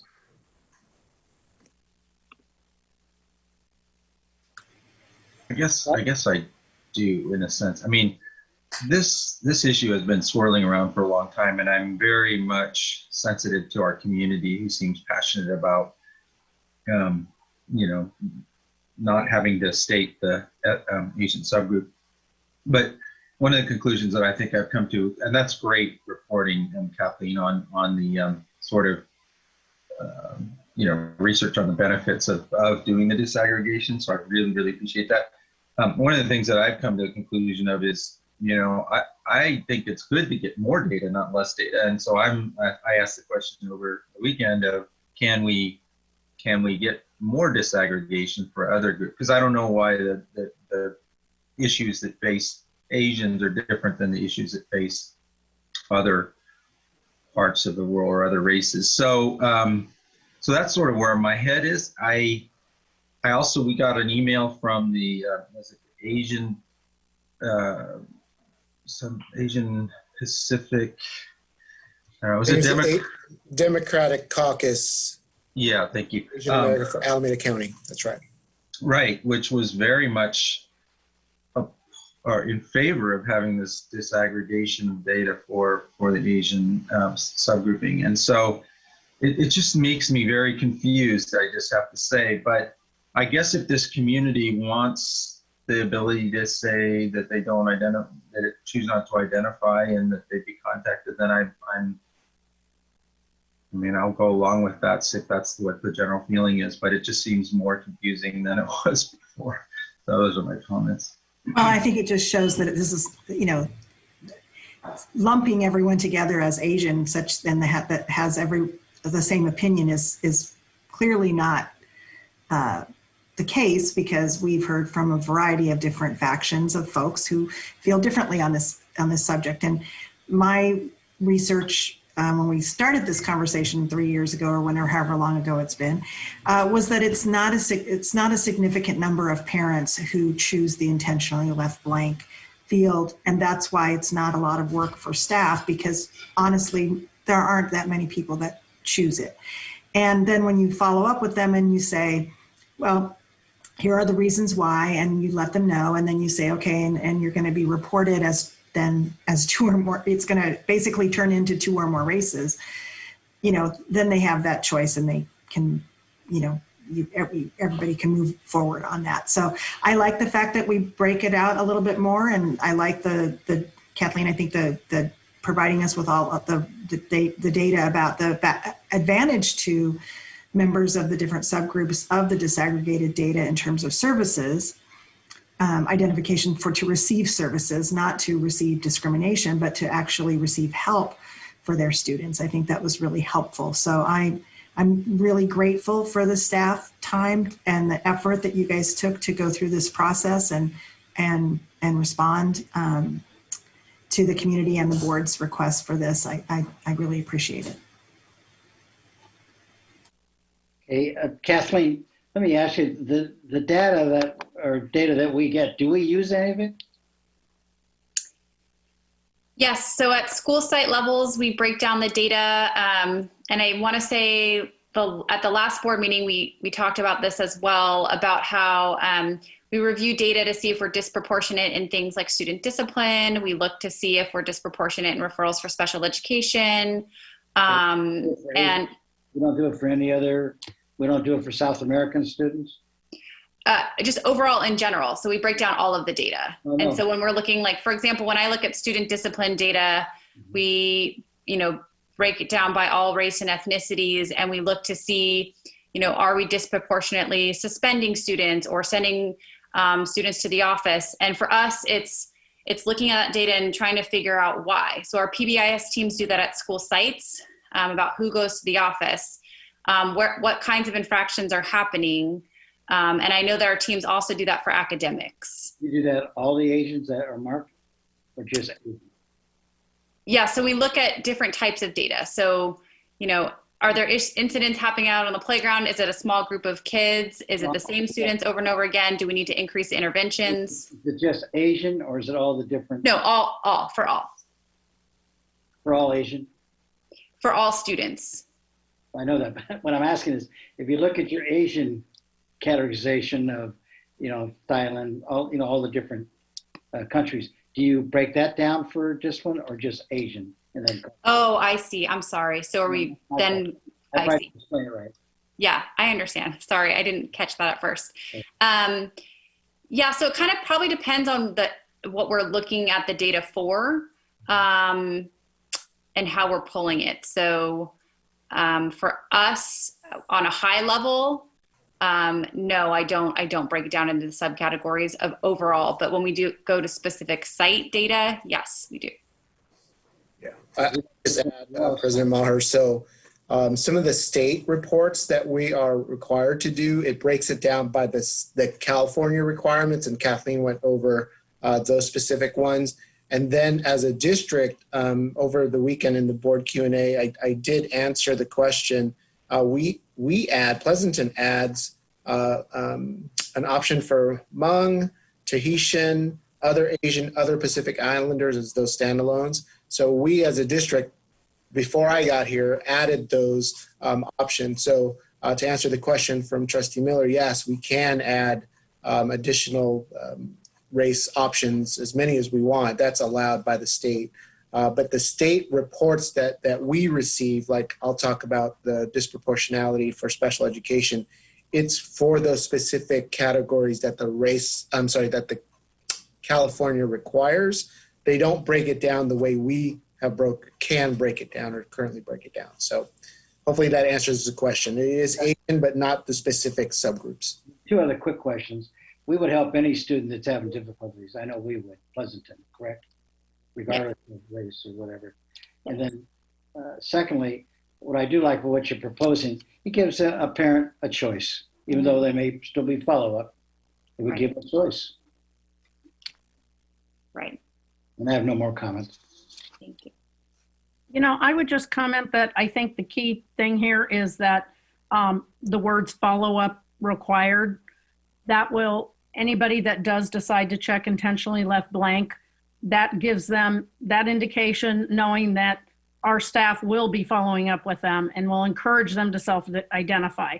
So I think that's the key word here, and I think that's good that we have that. So thank you. Thank you for everything.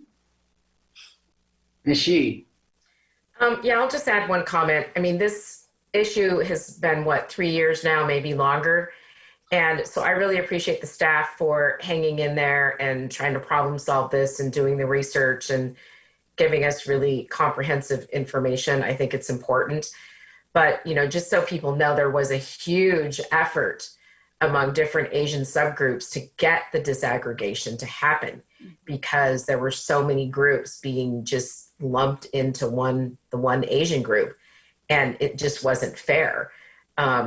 There's lots of Cambodians that came and fled and were really poor when they got here. Very different circumstances from a lot of our, Chinese families who are well-resourced, well-educated. So it isn't fair to lump them all together. And I think that's why the reason is for all these different groups on the form. And, while I want the public to know, this district and this board absolutely listened to the people that brought this to us 3 years ago. And we put so much time into discussing it, researching it, and really, really doing a thorough job to make sure that we were not discriminating and that we were being inclusive as possible. So appreciate your guys' work, and hopefully we can all move on from this. And Kathleen, what was your recommendation? To add an additional box onto our form that says intentionally left blank and then follow-up required. Yeah, and I was concerned that it would impact staff time, but as you found out, it really doesn't. So I'm supportive. Well, I'll move approval of 12.3. I'll second. As recommended. Okay, Trustee Miller.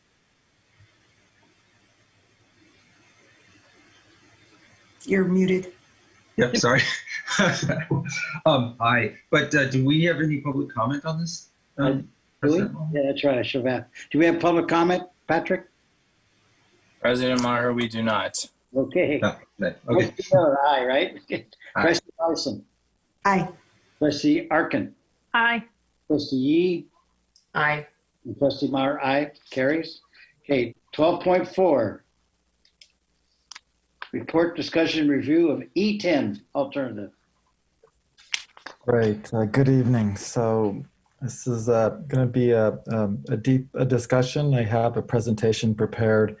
I do apologize that there's quite a bit of background information that I will cover in the presentation, and then we'll kind of dive deeper into the alternatives and have a discussion on that. So let me just bring up my presentation. I'd like to remind those that are still listening that there's no decision being made tonight.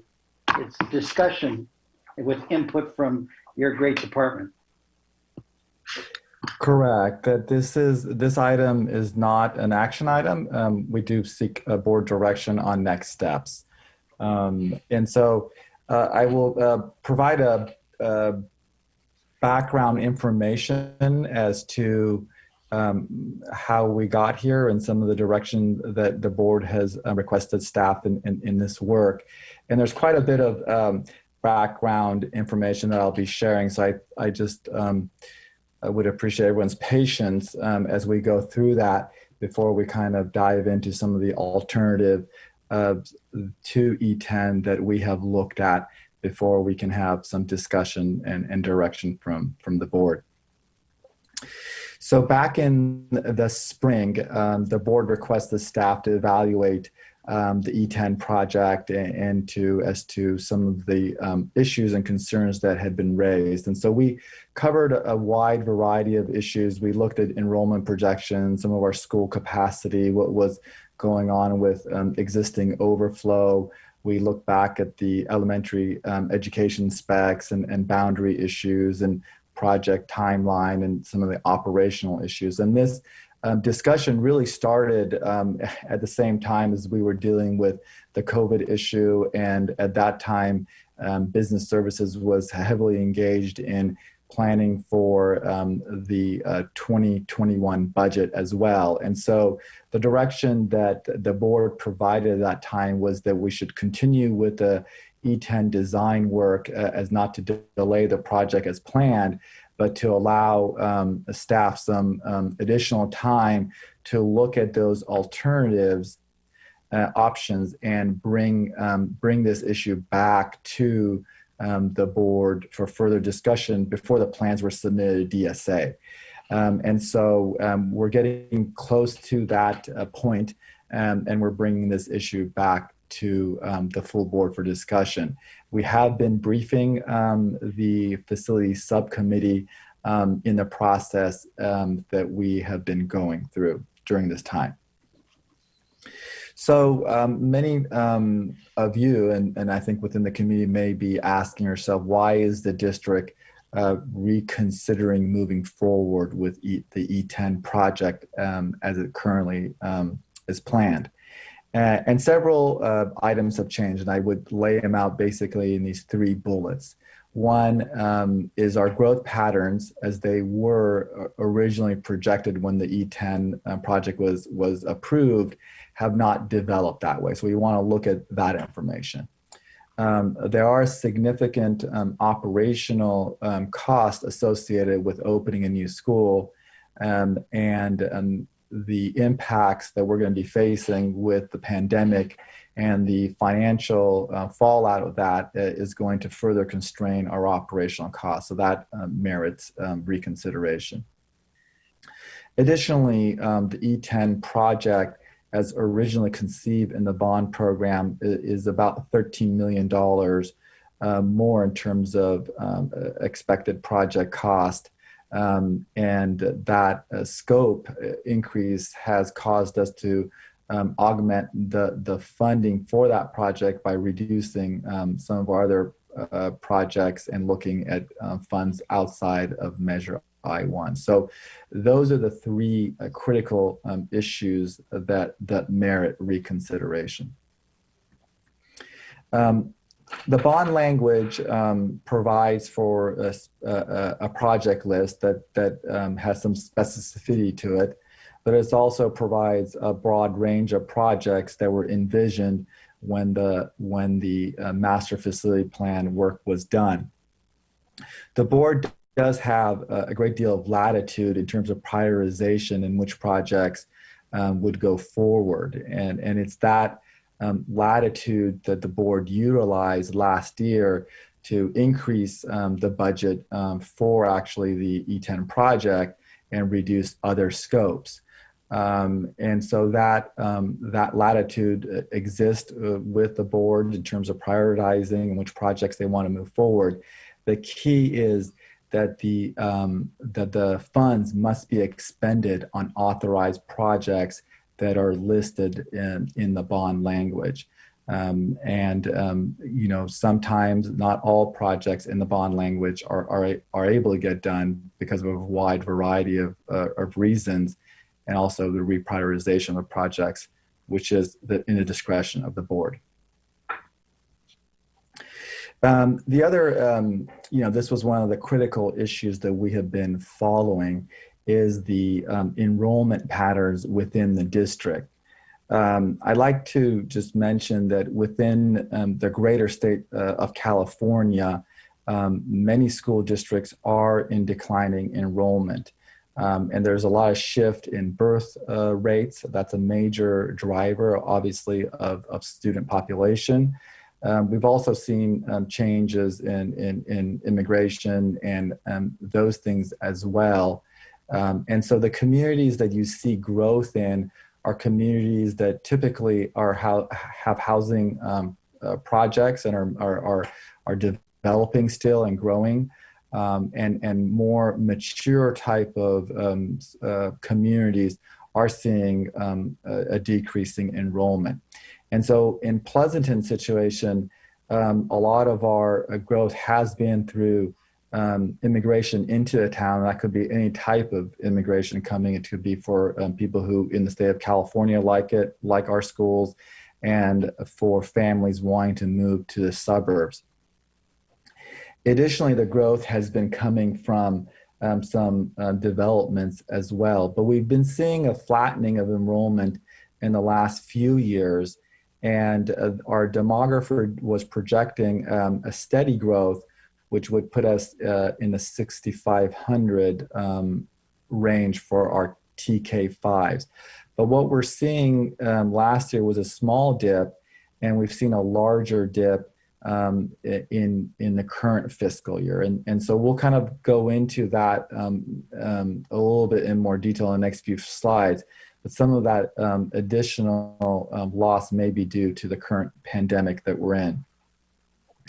The The red is actually the latest enrollment projection. So our demographer in the latest update is looking at a slower growth, and that growth picking up in the latter part as the potential start of the East Pleasanton development project. Additionally, there are some other housing projects that are in either the planning phase, the permitting phase, and construction phase. And we do expect to pick up students from those as well. Questions were raised about the new housing, basically development element plan, and it has to do with the allocation of housing, new housing that are required by each city in the Bay Area. That new allocation will not be determined until early 2021. And then the city has several years to prepare their housing element plan, which will then basically be between 2023 and 2030. Because that housing element plan hasn't been developed, because those allocations haven't yet been allocated to the city of Pleasanton, they're not really included in our the demographer's projections. However, the East Pleasanton is in its start of that program. And so if those housing projects and counts go towards that new housing element plan, then a portion of it can be considered that are included in what we see in the red.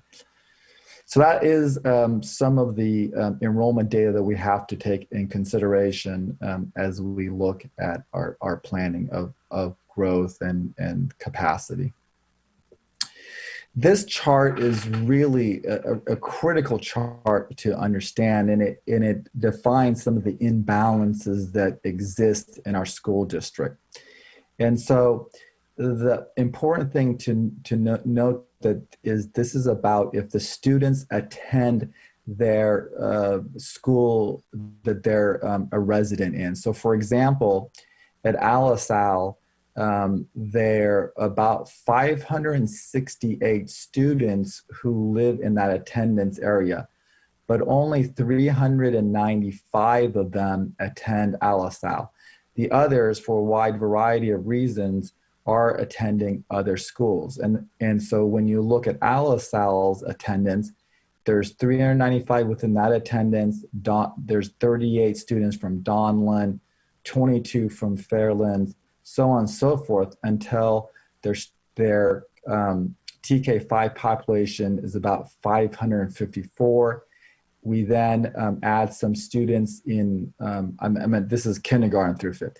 Then we add, some of our schools have moderate and mod severe special ed classes. And so those students are coming from a wide variety of locations from the district. And then we do have some out of district and the TK. And so that's how you end up with that enrollment, final enrollment. And so because some of our schools are impacted, they have an outflow of students, and some of our schools have space, they have an inflow of students. And so when you look at Donlan, you'll see that all of the students in Donlan are mainly coming from the Donlan area. There's a few that come from a few other schools, but that is the majority of the Donlan students because Donlan's impacted.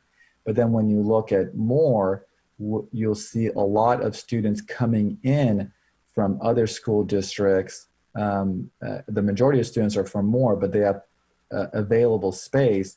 So they'll be taking students in from other locations. And that's how you get this more of a balanced student allocation per school. So we're kind of moving kids around where there's space, and therefore we create more even and balanced schools through basically the transfer of students when a school fills up.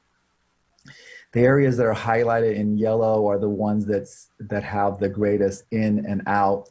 And some of the schools have been designed that way. Valley View, we know there's a dual immersion program. So you're going to see some wanting to go to another school and others wanting to come in. And so those are some of the natural and organic shifts that we've seen in our school demographics. The next slide, and I had a correction on this, and I appreciate Mr. Chong who caught it. I'd kind of reversed the totals here, and there was a few other minor mistakes, but in general, these numbers are somewhat fluid because they were a snapshot of about 4 weeks, and our seabed numbers may be, some of them may be up, some of them may be down, but the general gist has not changed, and that is that we're about 225, 227 students less this year than we were last year. You can see some of our impacted schools are still maintaining their enrollment, but other schools have significantly decreased enrollment. And that does change the dynamics as those schools' enrollments go down and others remain higher. And we do have some students have chosen to go into independent study. And most likely next year, when hopefully we have moved on from the pandemic, those students will return to their schools. So where have the students gone? And so we don't have all of that data, but the data that we do have indicate, and this is from the students that exited our district, that were enrolled in the school district and left our school district. We were able to collect some data, and this is data that the student services shared with us. There was about 58 students who responded in the TK5 or K5 grades. And of those, about 56%, this is a pretty interesting data, 56% left our school district for either another school district in California, so they maybe moved to Tracy or some other place, and then another group left the state of California, and another group left the country. And so that represented 56%. And so there's a high likelihood that those groups will not return, while 44% either transferred to private school or they exited, and we're assuming that the ones that were marked exited either went to homeschooling or some type of private school. And then we had some that chose alternative schools. So this group here, this 40%, 44%, we'd expect would return once the pandemic is over. Again, these are kind of broad assumptions that we're making, but at least we have some data to indicate where some of our students have gone. Now, looking at the data in terms of our enrollment from 2019 to 2021, we do see that there was a dip in enrollment in TK and kinder. So about, looks like about 45% of that dip is in those grades. So again, that might be, again, due to the pandemic. Some of our kinder and TK kids decided to keep their kids at home and or maybe at preschool or whatever, because it's not a mandatory a year. So we'll be have to monitor this. The data that we get from the seabeds that closed yesterday, we're going to be providing that to our demographer, who will then start to look into the data and see what kind of trends that they can see in this year, and they'll obviously use their data from other school districts in the Tri-Valley area to help us understand the trends and what is going on. The next item we had discussed is the cost, the operational cost of running a new school. And while this is a representative of kind of those costs that come with running every school, you have your office support staff, you have your administration, you have the people who have to clean and maintain your schools, and some other support staff. this puts that operational cost at around $836,000. Now, if we were to increase capacity at any one school, let's say we chose an option that we would increase, one single school at Donlin or a larger Leidixon or a larger Fairlands, there would still be some additional costs associated with additional staff support. They may need, an additional office support. They might need other type of support services with those students. But it would not be equivalent to opening an entire new school. The other thing that becomes challenging when you have one large school, one small school, is balancing the resources, because there's some basic minimum resources a school needs, and it becomes difficult to allocate some of that when you have some larger and some smaller schools in terms of operational efficiency. So in terms of the project and where we're at is that when the Measure I-1 was developed, about $35 million was set aside for potentially a new school out of the $271 million anticipated bond measure. One of the factors, and I just want to make sure, is it was in my written, but I had to clarify it here, is that it did not anticipate the purchase of land for a new school. To have purchased the land and built a school for $35 million was just not really practical. And so the district, in its decision-making process and looking at its choices to fund a new school, really had to look at what current properties it had.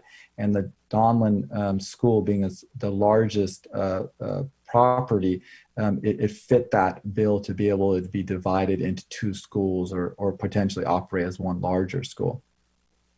So back in October, when we were updating the project estimate, I think we were around $48 million for the estimate. And we were able to move around monies and reduce, as I indicated, some project scopes and utilize other funds outside of the bond measure to be able to maintain this project moving forward. Another item for background information is our education specifications, which was actually developed after the bond measure and was approved as part of the updates to the master plan. And so in February of 2018, those education specifications, which typically are for designing new schools and new spaces and doing some modernization as well, indicate that a new school design capacity should be between 600 to 700 students. And so, again, those are none of our schools, some of our schools have larger capacity and they run at that larger capacity. Others are kind of smaller and they may fit this capacity, and others are going to be smaller than this. And so, again, I think, while this is in the ed specs, it is at the discretion of the board, depending on the issues, to look at that and see how they want to go forward.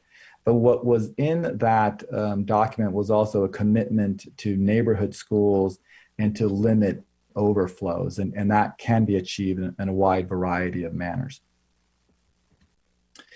Again, the current status of the project is we are completing the plans. Most of the work is done. I think the team feels pretty good at submitting the project to DSA in December. I think we were trying to shoot for November, but I think we're looking at a December submission to DSA for that project.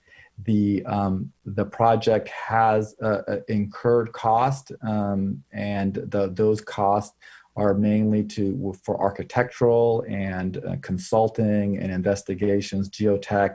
Some of that information can be utilized, if the project scope does change, but others are sunk costs related specifically to the architectural services that have been rendered for this project. And so the expenditures, I think, through July or August were about $600,000, and we anticipate if the project were to be canceled or put on pause by the end of December, we'd be at another 750, so about $1.3 million of expenditures on that project.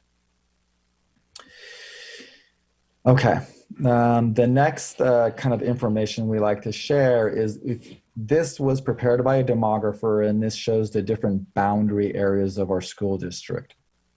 They've also looked at, based on development and projections, what the enrollment will be in certain years out.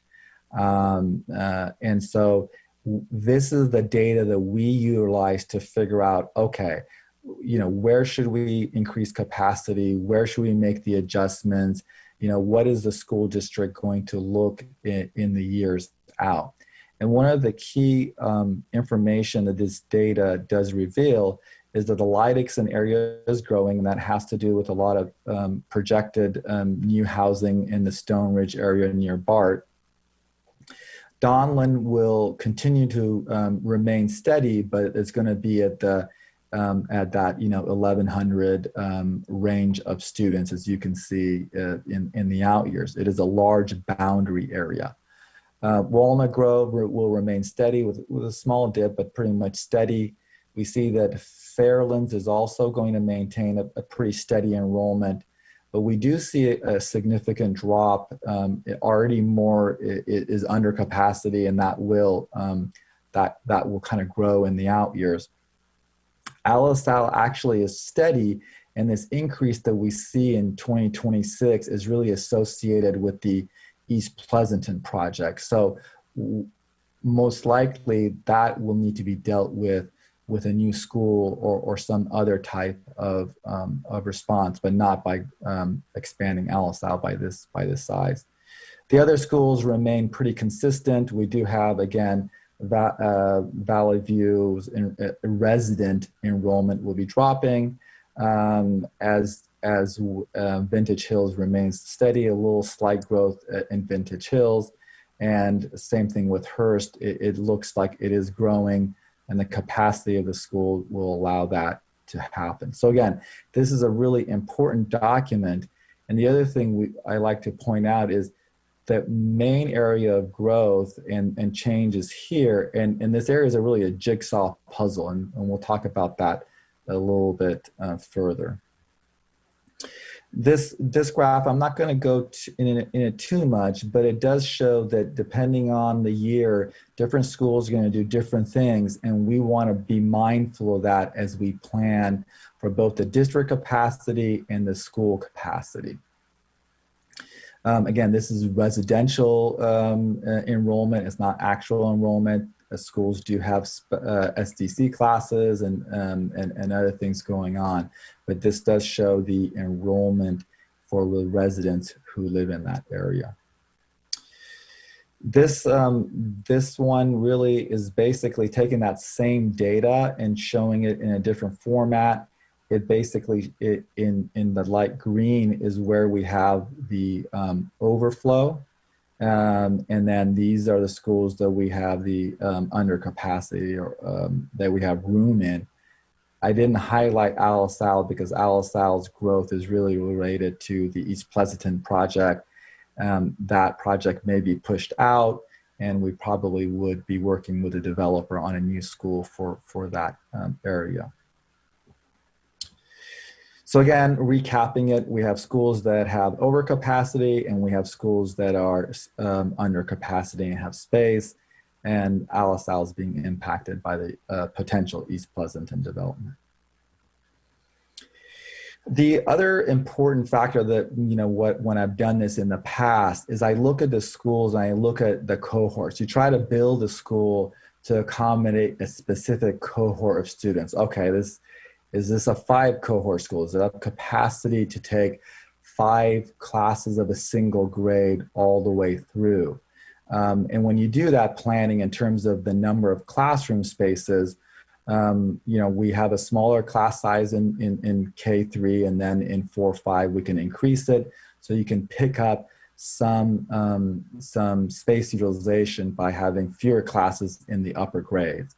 And so most of our schools fit this. Some of our schools are not big enough to have a 5 cohort, but most of them do.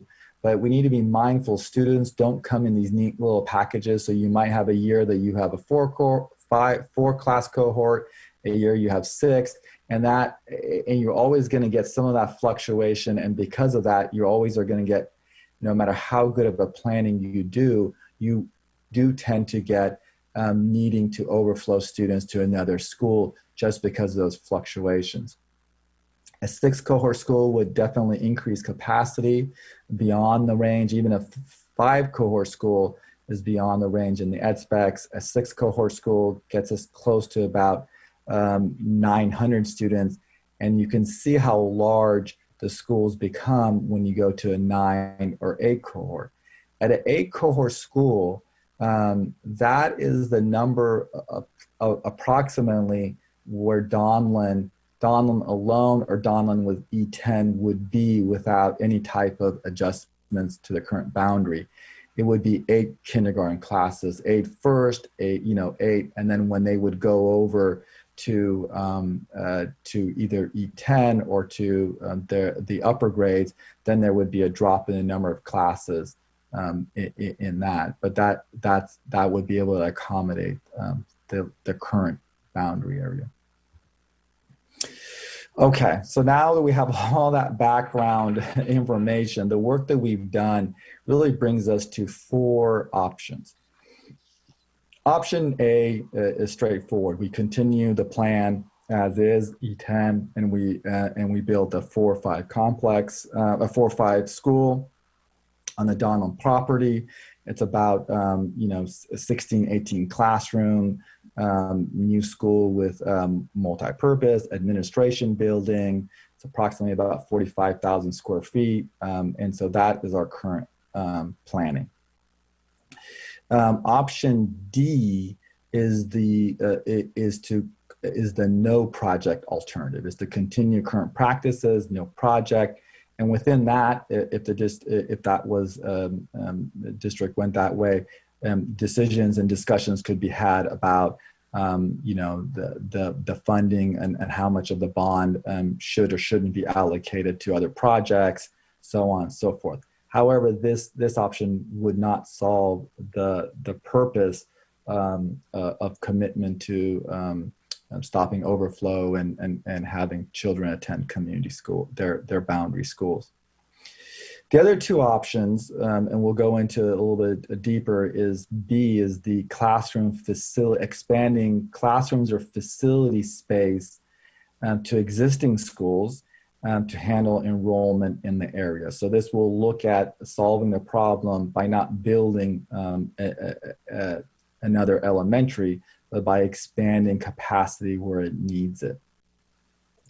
And then item C would look at building capacity, but also adjusting boundaries to be as efficient and to deal with some of those imbalances that get created over time. It's a natural process of communities, schools, and boundaries. So again, what an option B would look like is we would increase Donlin to be able to handle that 1,200 students, which was kind of the peak of the enrollment for that area. It would be about an 8 cohort school, so it would need about 16 to 18 classrooms, probably some auxiliary type of maybe another multi-purpose room, other support spaces would be needed. And so there would be also consideration to be given to any increased operational support staffing, and that's typical of any increase to capacity that we do at the other schools as well.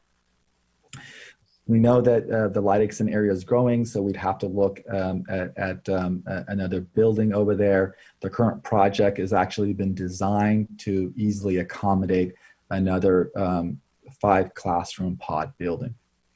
We'd also have to look at Fairlands. We saw that the Fairlands would potentially need some space if we wanted to limit overflow at Fairlands as well.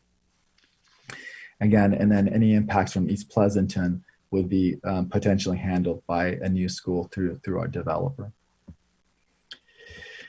Okay, Option C. Option C is looking at both capacity and boundary adjustments. And so the light extent boundary is very clear in terms of the delineation between 680.